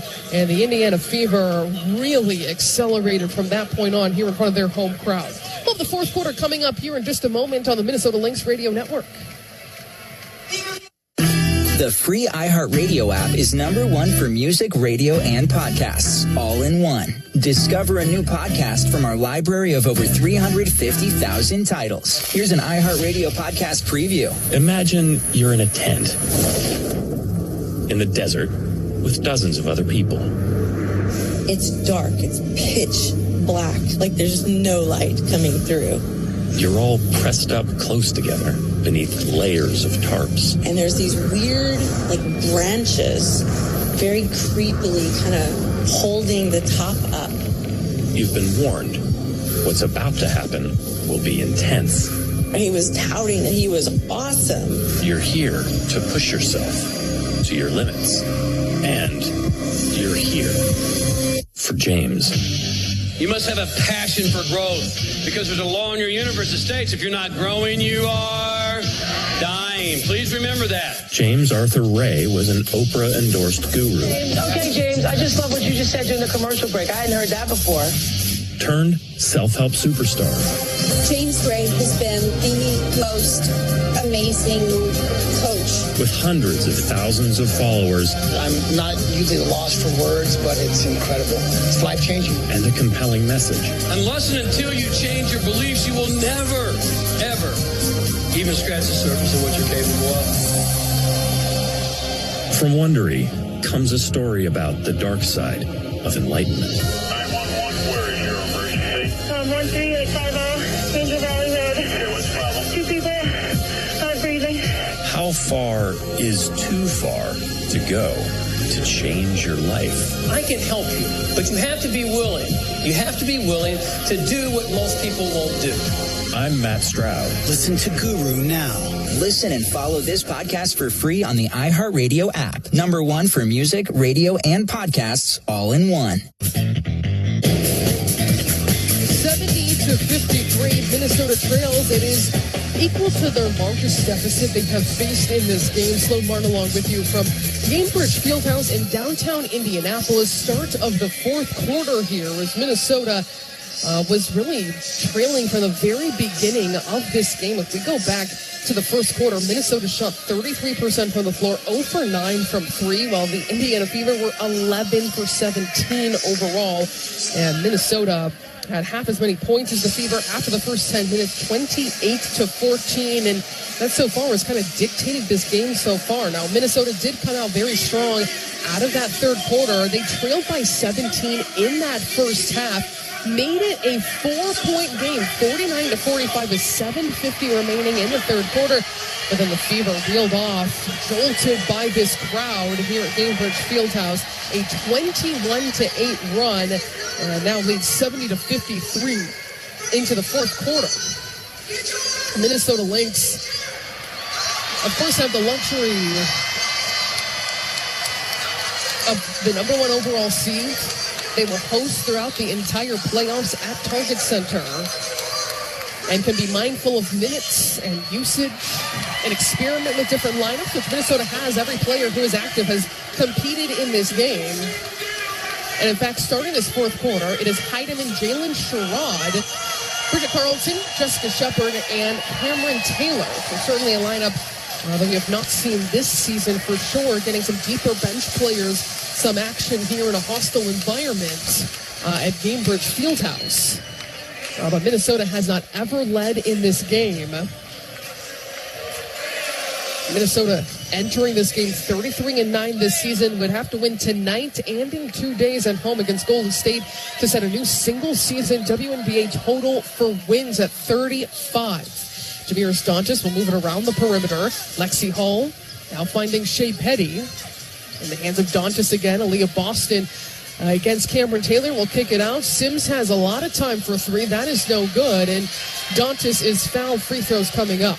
Let's step aside for a station ID. This is the Minnesota Timberwolves channel on iHeartRadio.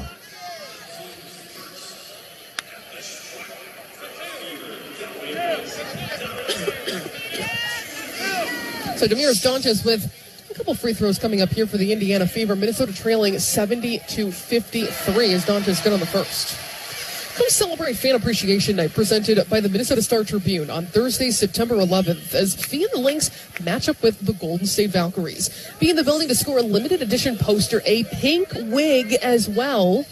The air tickets now at lynxbasketball.com/tickets. I have shown great restraint. I have not taken home a lot of these extra goodies that have been given away to fans, although I could call it a perk of the job. But the pink wig, I think that might be something I should capitalize on. One of the unfortunate things about radio, I would put that on. Here from 3 is Kosu. That is no good. She normally shoots right within range of the rim. Cameron Taylor cannot convert either. She is 0 for 2 from the floor. Still looking for her first WNBA points. Making her debut this season for the Minnesota Lynx. The Fever back with the basketball again as Boston will drive. Petty feeds it inside to Boston, facing up against Cameron Taylor. Backing down is Boston. She'll kick it out. Extra pass deep along the corner. Lexi Hall. That is no good. And the rebound collected by Jalen Sherrod, who is incredibly fast as she brings it over half court. Taylor will work it to the right side of the floor. Looking back door, broken up and stolen away by the Fever. Minnesota's ninth turnover of this game. Lob inside to Boston. She misses at close range, but cleans up her own miss. It is now 74-53 as this largest lead of the game continues to grow for the Indiana Fever, trying to count down the minutes towards staving off a potential sweep by the Minnesota Lynx. The Lynx working from behind this entire game.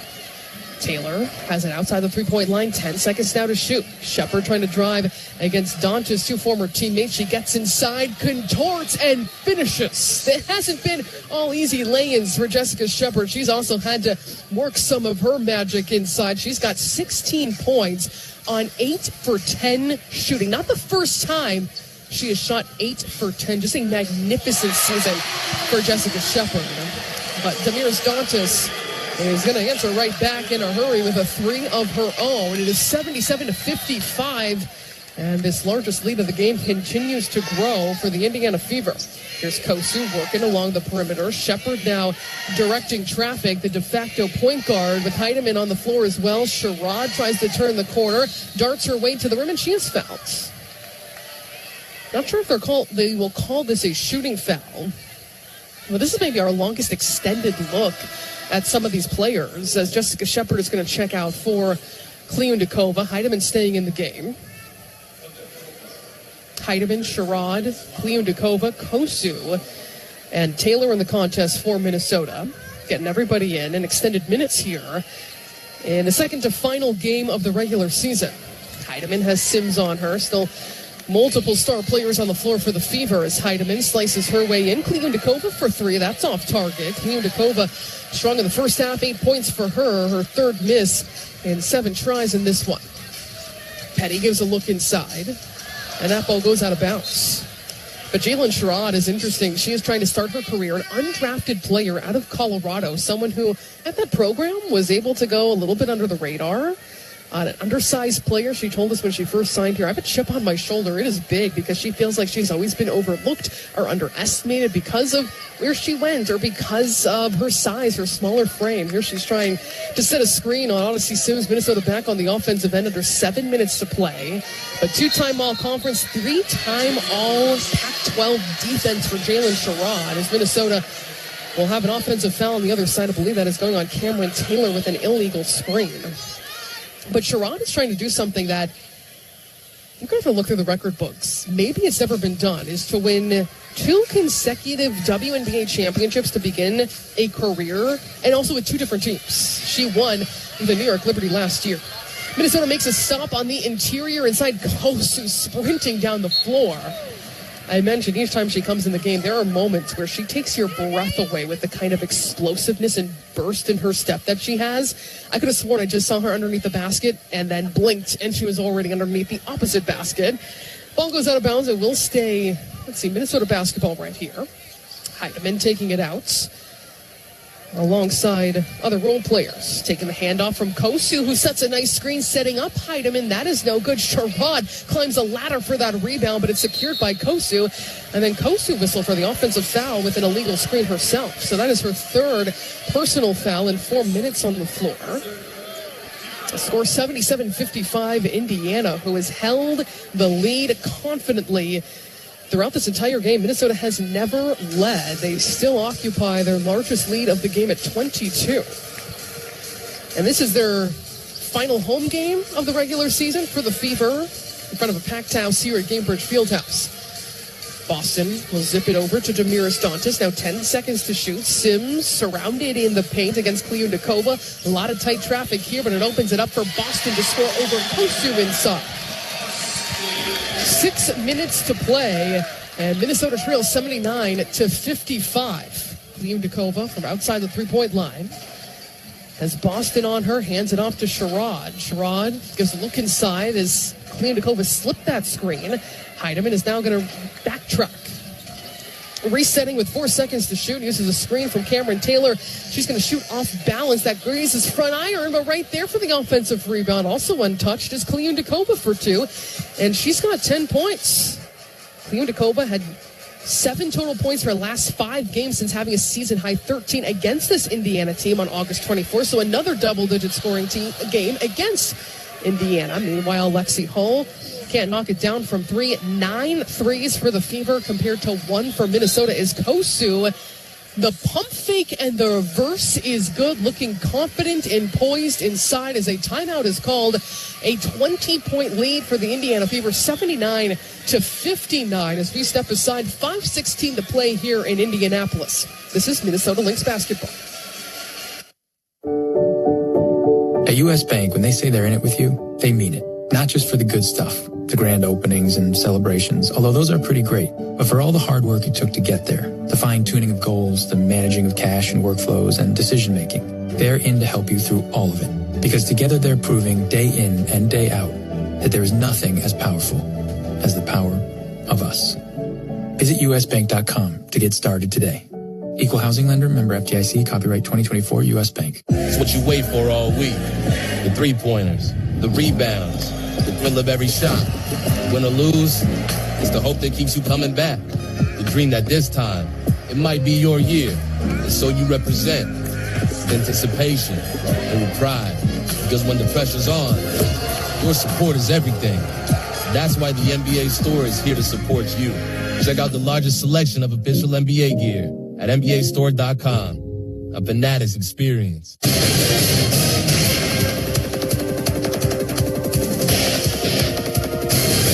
Alex Leibold here with you in our WNBA Tonight studios for one more scoreboard update. A jam-packed evening in the WNBA. 4 other contests going on, 5 total, including the Lynx and the Fever. The Washington Mystics in New York facing off against the Liberty. The Liberty come out with the win, 75-66. The Liberty have clinched their spot as the 5th seed in the WNBA playoffs, while the Mystics, their season ends as they finish off 16-26 on the year. The Chicago Sky are in Las Vegas tonight facing off with the Aces in just under an hour's time. The Aces are going for the 15th straight win. That would tie the 1998 Houston Comets for the 3rd longest in WNBA history. The Aces currently sitting in 3rd place, a half game behind the 2nd place Atlanta Dream. The Los Angeles Sparks are in do-or-die mode against the Phoenix Mercury here tonight. They tip off just after 9 p.m. The Mercury have won 6 of 7. Sparks have lost 2 or 3. The Sparks need a win and a Storm loss to keep their playoff hopes alive going into their final game of the season against the Aces. And the Seattle Storm facing off against the Golden State Valkyries, win and in.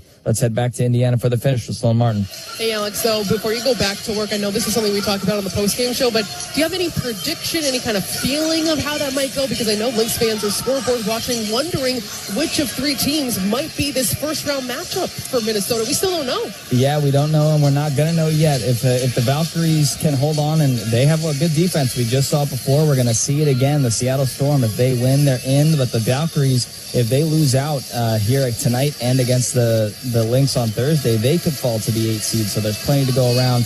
I think the Storm are just going to want to get in.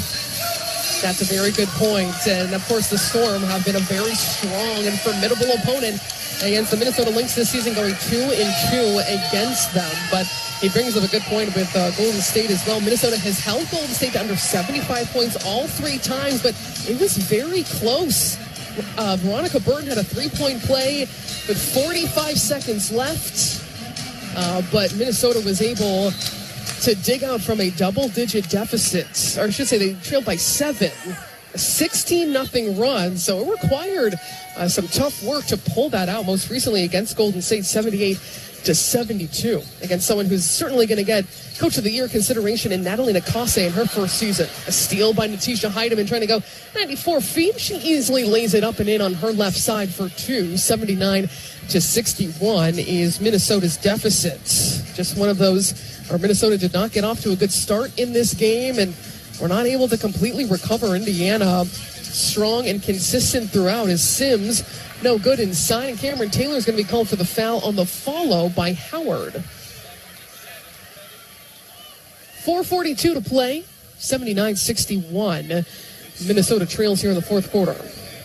Are you ready, Lynx fans? Playoff basketball is back at Target Center. Be in the building as the Lynx push for a WNBA record 5th championship.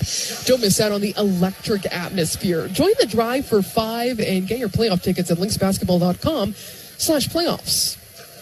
Howard Good on the first makes it now 80-61. Minnesota's trailed by as many as 22 points.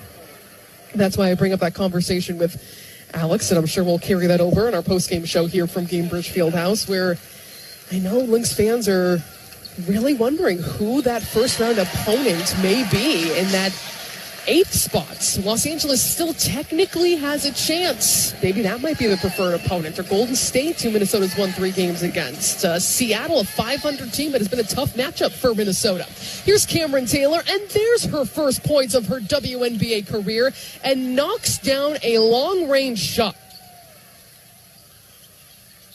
81-64, and Cameron Taylor has had a long journey to get here in the WNBA. You don't have many players who get back-to-back invites to training camp. That says a lot, not just about how you play and how your particular skills or position might fit in with a franchise, but it's because the team wants you back as a person as well, because of the energy that she brings. It says a lot about her. It doesn't happen often, whether it's the Lynx or otherwise. 7 seconds to shoot. Baseline inbound here for the Indiana Fever. Approaching the 4-minute mark of this game. 81-64. The Lynx trailing. Fading is Brianna Turner. It's going to be a 24-second shot clock violation. And that's a really important opportunity for the Lynx and their deeper role players like Sherrod, Taylor, Kosu getting their most extended minutes, including together, of course, of this season. Heidemann staying on the floor, keeping things on track here for Minnesota. Kosu darts along the baseline, hard take, and she's fouled. That's the thing. If you don't have the scouting report on Alari Kosu, and certainly she'd be down there because of the depth that Minnesota has and the minutes that she's getting this season, but you might not know the burst she has in her step. It is something to see when she decides to take off. Been working incredibly hard with this coaching staff on refining her shooting as she misses the first free throw. But there is such a high ceiling that this coaching staff and Coach Reeves see in Kosu, who was drafted this season, and despite just being 19 years old, didn't turn 20 until the WNBA season started. She goes 0 for 2 there at the free throw line, and the rebound goes to Indiana, where she said, no, I've been playing against professionals my entire teenage years. I'm ready to go to the WNBA. Just came in with the utmost confidence. I deserve to be here, was her kind of mentality, and she is able to show it in spurts. Sims will drive. The floater is not there, and the rebound secured by Cleon Dakova. 3:30 to go. Cleon Dakova lofts a shot from the mid-range. That's no good. And she's going to be whistled for the foul on Dantas as she was chasing after that rebound. 81-64, Minnesota trails. So Minnesota likely going to drop to 33-10 this season.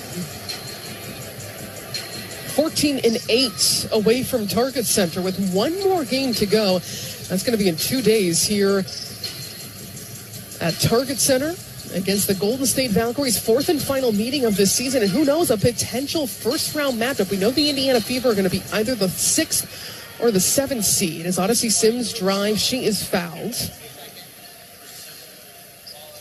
3:07 to play in this fourth quarter.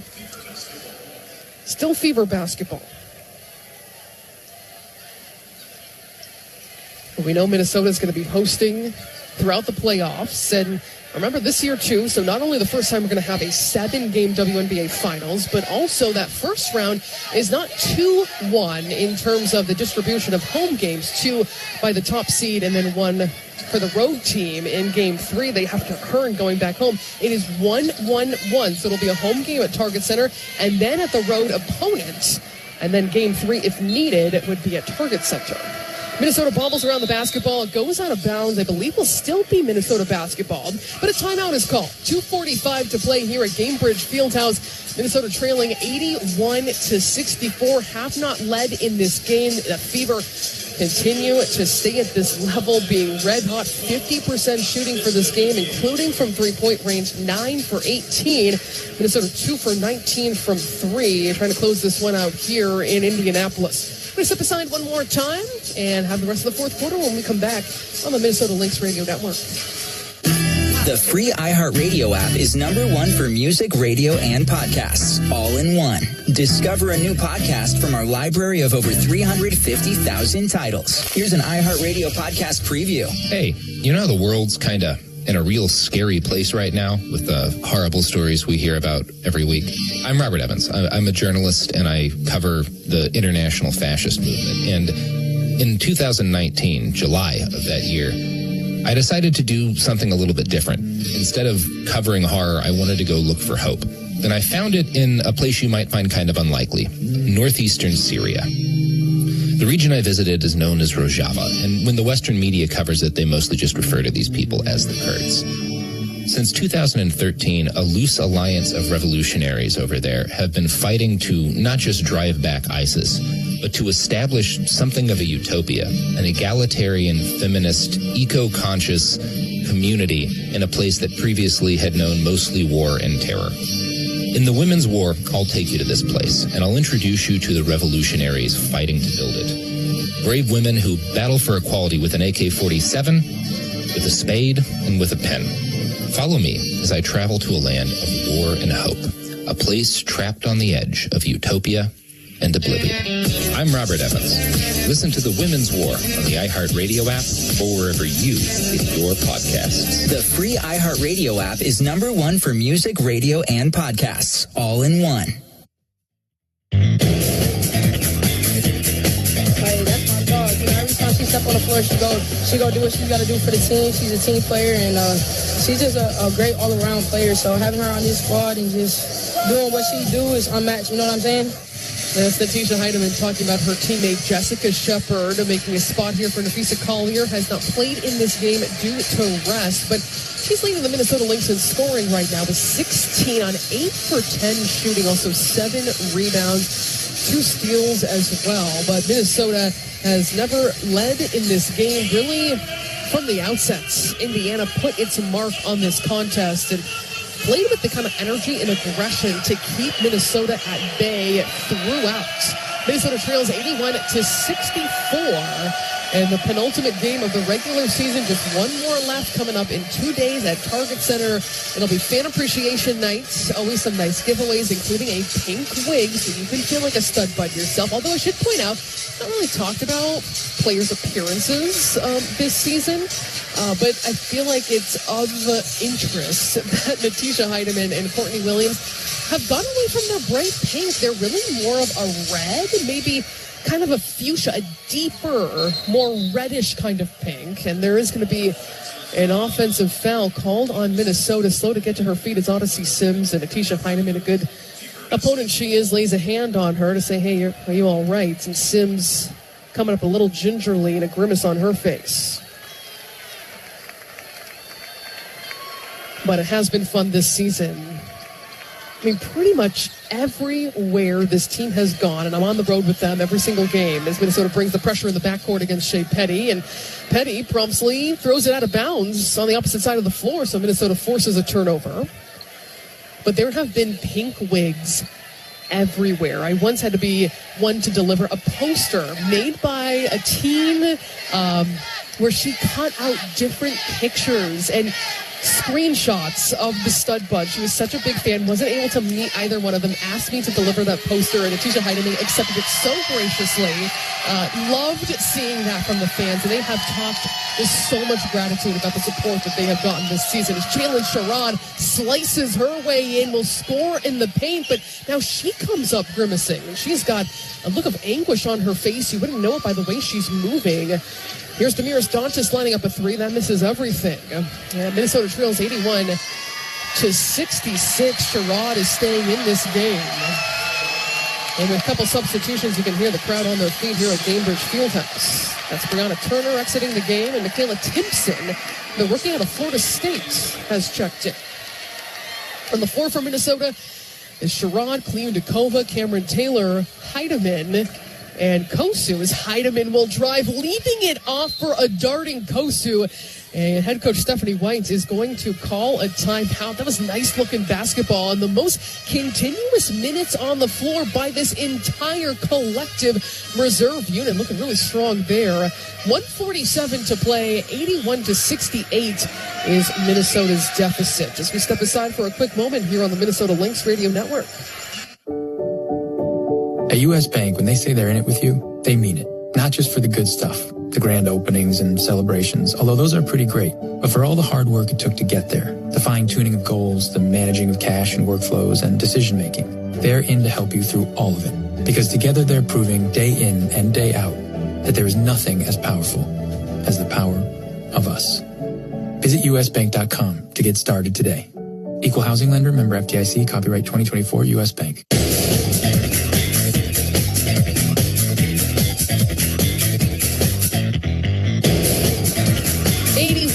81-68, almost to the finish line here at Gainbridge Fieldhouse. The Indiana Fever looking for a tape-to-tape victory.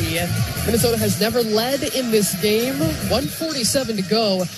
Minnesota has trailed by as many as 24 points, and it really hurt them was just from the outset. Poor shooting. They started 0 for 8 to start this game, while Indiana was conversely scorching hot to begin this one. After the first quarter, in fact, they were shooting 11 for 17. That's 65%, while Minnesota shot just 33%. They were at one point 0 for 13 from 3. They're now 2 for 19 as a team, and this is the best shooting team in the WNBA. But, of course, we've seen Coach Reeve experiment with different lineups, including Ola Kosu coming in the first quarter. We've just seen different kinds of lineup combinations and some experimentation, which we've known Minnesota has been doing throughout this stretch since they have locked up this number 1 seed, even as they try to shore up as many things as possible. This one didn't go their way tonight. Sims working through a screen. Out to the opposite side of the floor, Shea Petty puts the ball on the floor, lofts it. That's no good, and the rebound ripped down by Kliundakova.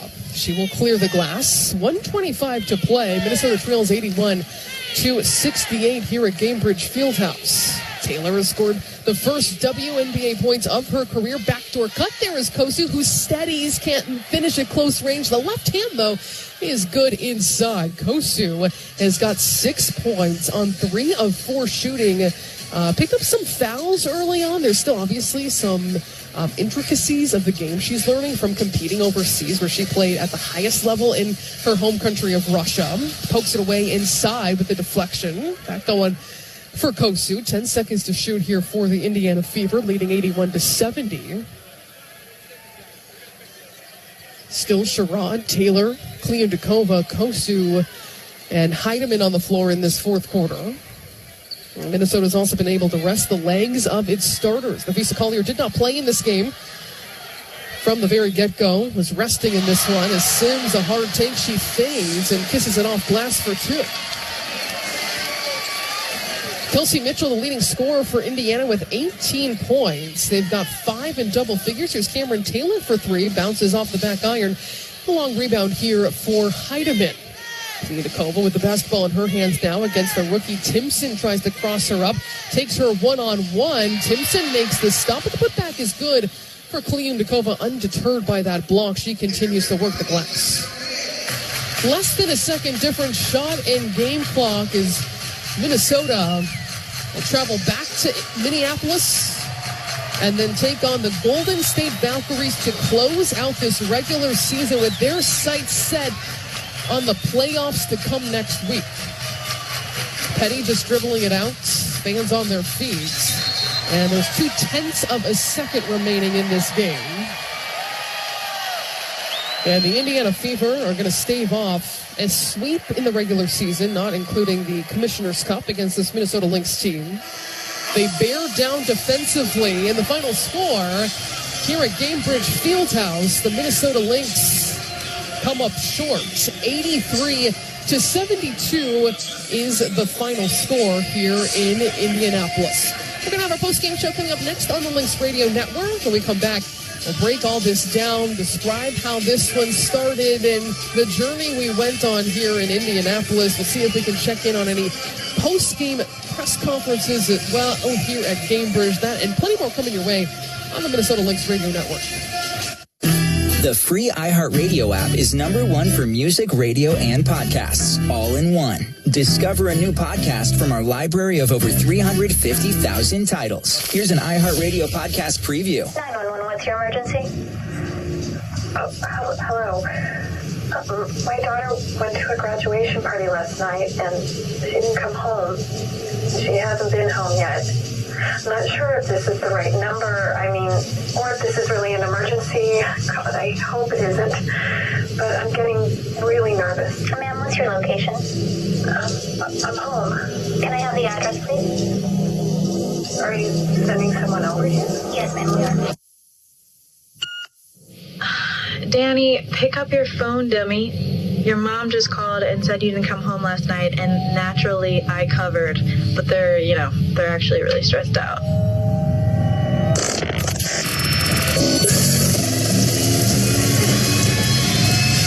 Hey, Bex. Danny? Q-Code presents Gaslight. If you like what you're listening to, please subscribe and share this podcast with your friends. You can listen to Gaslight online by searching Gaslight Podcast, or check us out wherever you find your favorite podcasts. Listen and follow this podcast for free on the iHeartRadio app. #1 for music, radio, and podcasts all in one.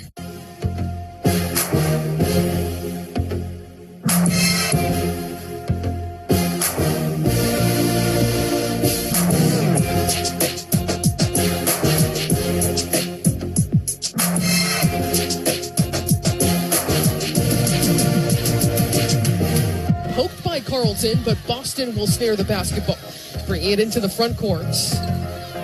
Leaves it for Kelsey Mitchell, who bounces her way inside. The rejection on the jump shot by Bridget Carlton, who read that rhythm and makes the denial. Alana Smith all by herself from three, and she's got it. A 13-0 run going back to the end of the first half for the Minnesota Lynx, and Minnesota has its first three of this game, had been 0 for 12.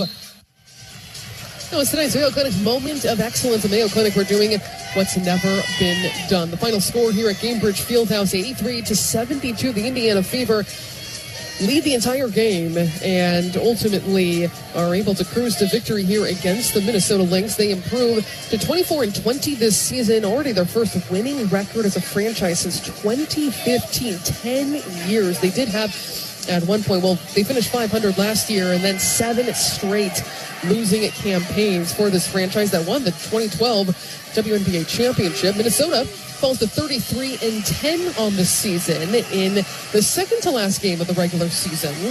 Sloan Martin along with you here from Gainbridge Fieldhouse in Indianapolis. Let's go over how things turned out in this one. And frankly, Minnesota was just out of it from the get-go. After the first quarter, Minnesota shot just 33%, 0 for 9 from three. The Indiana Fever, conversely, 11 for 17. They were scorching hot out of the gate. They were doubling up Minnesota after that first quarter, 28-14. Minnesota, in that first frame, trailed already by as many as 16 points. Then in the second quarter, Minnesota was able to even things up. They shot 50% from the floor in that second quarter. Indiana still shot 50%, but Minnesota outscored the Fever 22-21. Still had not taken the lead. They had the advantage.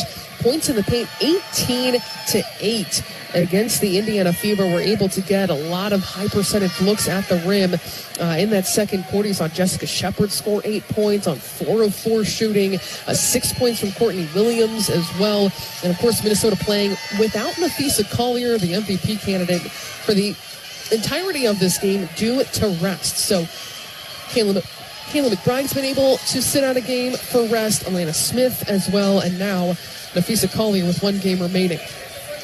At the end of the first half, Minnesota was shooting a more respectable 41% from the floor, considering their cold start, but just 0 for 12 from three. And in fact, that was across the WNBA this season, the most attempts without a make in any game this season. In the first half, the Los Angeles Sparks actually take that nod. They were 0 for 15 in a second half, June 1st, against the Phoenix Mercury, but at halftime, Indiana was shooting 58%, 5 of 9 from three, had built a lead as many as 17 points. Minnesota outscored the Fever in the paint 30-24, and assistant coach Lindsay Whalen told me at halftime, she said, we're going to have to come out strong. The first 5 minutes of the third quarter are going to be extremely important, and Minnesota did exactly that, playing without Nafisa Collier, without Dejanay Carrington, missing her 3rd straight game with a left shoulder injury.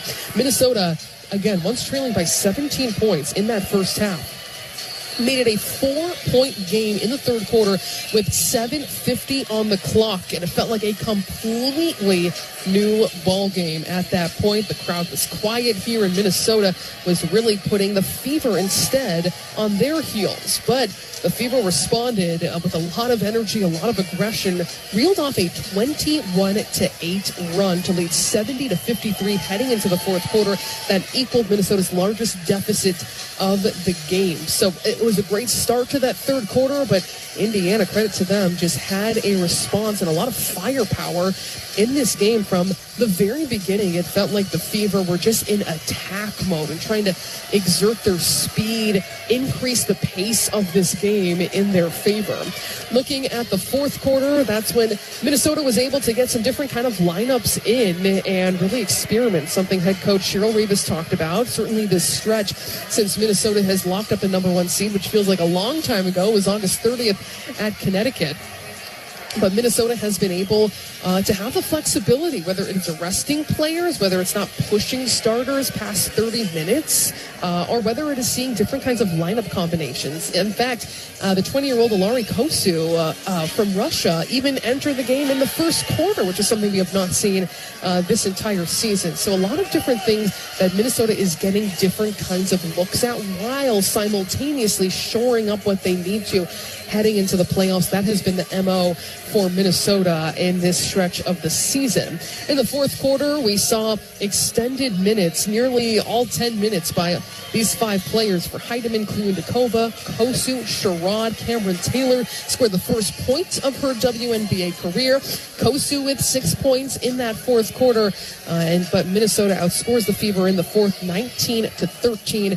It was not enough in that case. Minnesota shoots 49% in that second half, compared to 39% in the second half for the Indiana Fever, but it was not enough. Minnesota was working from a double-digit deficit for the vast majority of this game, trailing by as many as 24 points for this final score, 83-72. The Indiana Fever with their 24th win this season, Minnesota with their 10th loss of the year. Looking at the box score, Minnesota scores 58 points in the paint. That's certainly a big number for this group that doesn't necessarily rely on scoring in the paint. They rely on the paint to draw defense, kick things out to their shooters, and generate those opportunities with penetration, but not only scoring in that fashion. Leading the way for Minnesota, Jessica Shepard with 16 points on 8 for 10 shooting, 7 rebounds, really solid starting in place of Nafisa Collier. Alana Smith with 11 points. She knocked down one of just 2 threes for Minnesota today, 2 for 20 from long range, and it was her and Cameron Taylor with her first points of her WNBA career. Also in double figures was Kliundakova with 12 points, her first time in double figures since scoring a season-high 13 against this Fever team about 2 weeks ago. The Fever have 5 in double figures, led by Kelsey Mitchell's, feels strange to say quiet, 18 points on 70% shooting, but she was on fire in this game. 4 for 5 from 3, 3 assists as well. Off the bench comes 10 points from Shea Petty, or rather Damiris Dantas, and that wraps up all of their scoring. They net 9 threes, shoot 48%. Minnesota shoots 45% for this game in this 83-72 defeat here in Indianapolis. All right, Alex and I are going to be wrap things up when we return on the Lynx Radio Network. Are you ready, Lynx fans? Playoff basketball is back at Target Center. Minute to play. Collier darts to the rim. A hard take. A three-point play coming up. Be in the building as the Lynx push for a WNBA record 5th championship. Nafisa Collier brings her heroics when her team needs it. Don't miss out on the electric atmosphere. Join the Drive for 5 and get your playoff tickets now at lynxbasketball.com/playoffs. At U.S. Bank, when they say they're in it with you, they mean it. Not just for the good stuff, the grand openings and celebrations, although those are pretty great, but for all the hard work it took to get there, the fine-tuning of goals, the managing of cash and workflows, and decision-making. They're in to help you through all of it, because together they're proving day in and day out that there is nothing as powerful as the power of us. Visit usbank.com to get started today. Equal housing lender, member FDIC, copyright 2024, U.S. Bank.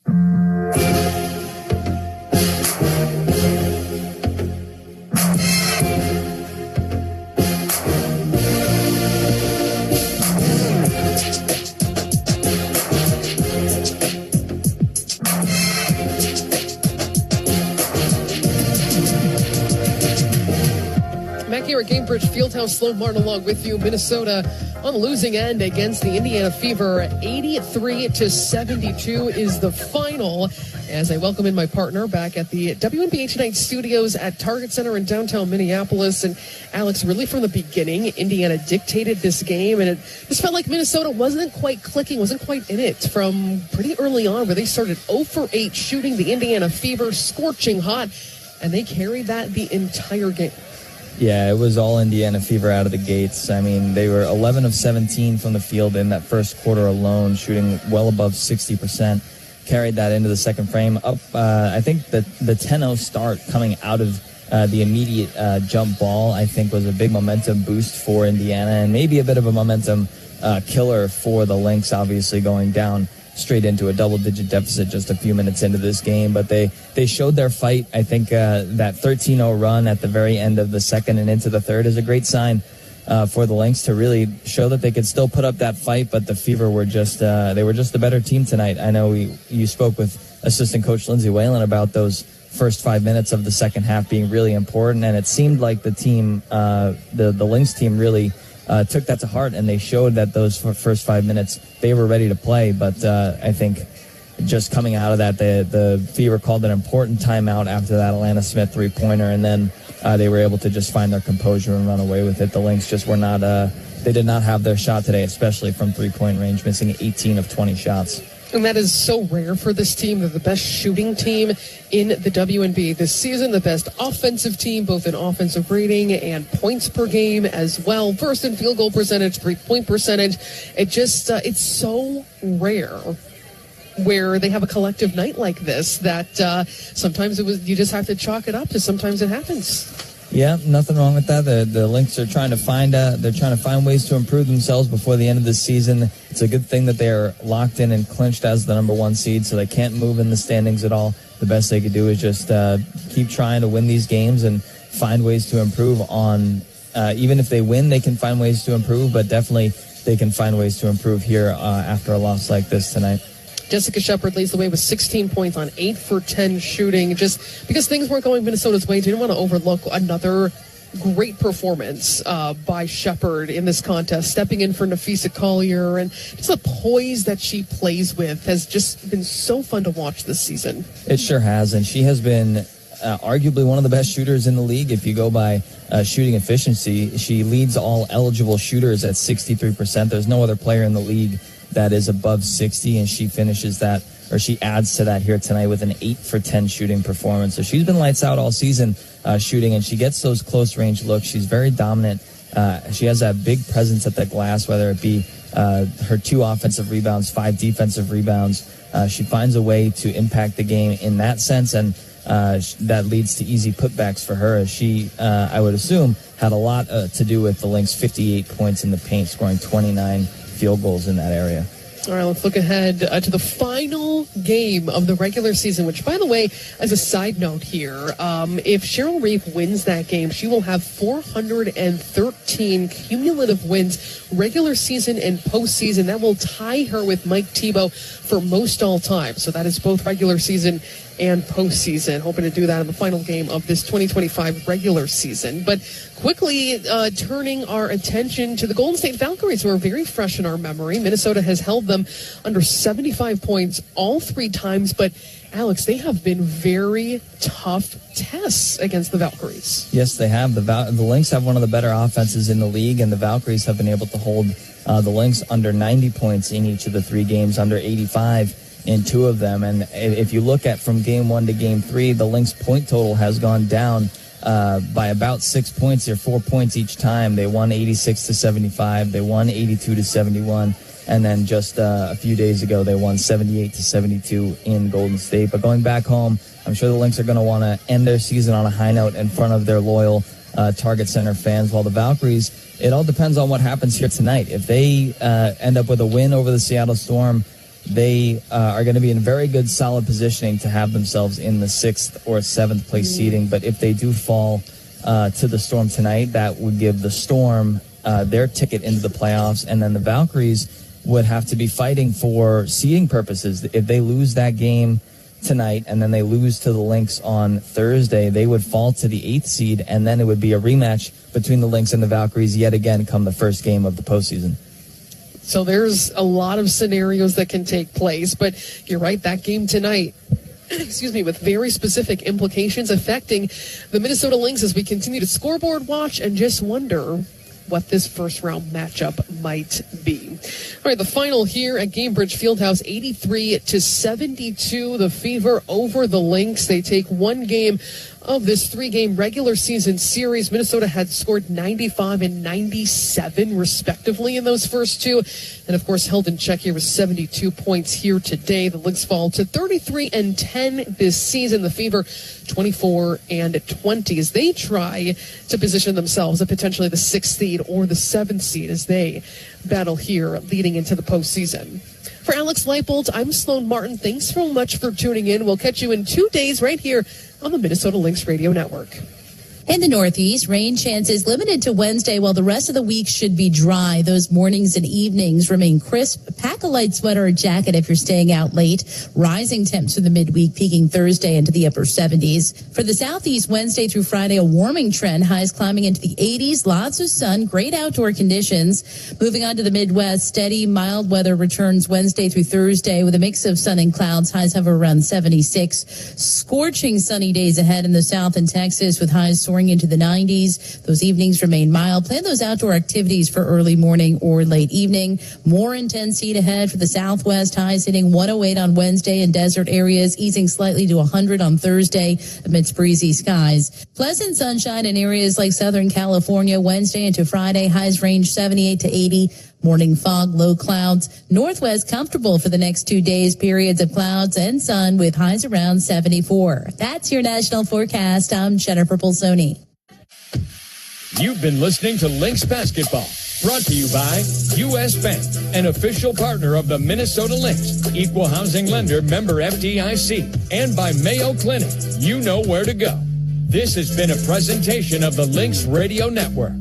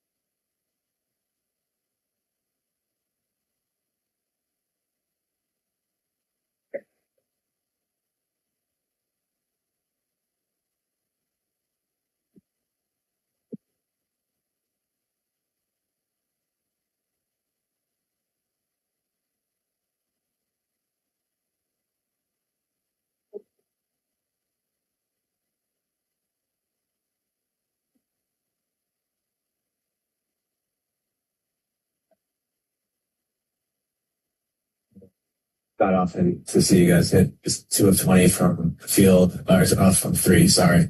But when you think about like the looks you got tonight, did it feel like you were getting, got tonight? Did it feel like you were getting, good looks? It's kind of just a matter of the ball not going in? I don't think the shots falling or not falling were the problem. I think they just played harder than us today, which we know, every time we put on this jersey, that's not acceptable. That's something the Lynx, as a whole, we hold ourselves to a certain standard. And today, regardless of the shots going in or not, we didn't compete. So with a game like this, with just 1 game left for the regular season, how important is it to, at home on Fan Appreciation Night, to just get a positive result on Thursday and have that positive momentum roll into the playoffs? Yeah, I think we know, playoffs are coming quick, and there's a lot of teams that are playing really well. And so, what we did tonight is, not going to get us where we want to go. So, quick turnaround, and, we just have to be better, and we have to keep, every day just playing hard, really, is the biggest thing. The 2 of you have shared the floor, quite a bit. How has the chemistry between both you 2 playing together this year grown from where it was at the beginning of the year to where it is now? Yeah. No, it's okay. No, obviously, it's a lot of fun playing with Mosh. She's great on the block. She's a great defender, and she likes to space the floor. So I think, we've built a lot of chemistry, a lot of time practicing together, and it's been really fun to watch her just gain her confidence throughout this season. Obviously she's a great player, and she's been able to show that throughout the year. I like playing with Jess. And she understands spacing, and she feel pass on me. It's good play. When talk about defensively, be difficult to play against. Was kind of part of that a factor of just not making them take the ball out of the net much, early on, or was it just? No, because I think, in the league, they're one of the best teams actually taking the ball in the net in terms of their offense. So I think it was just, we weren't dictating. We weren't being aggressive. We weren't rotating for each other. Just really the hustle plays, the areas of effort were the biggest concern today. Yeah. Thanks. Thank you, Russ.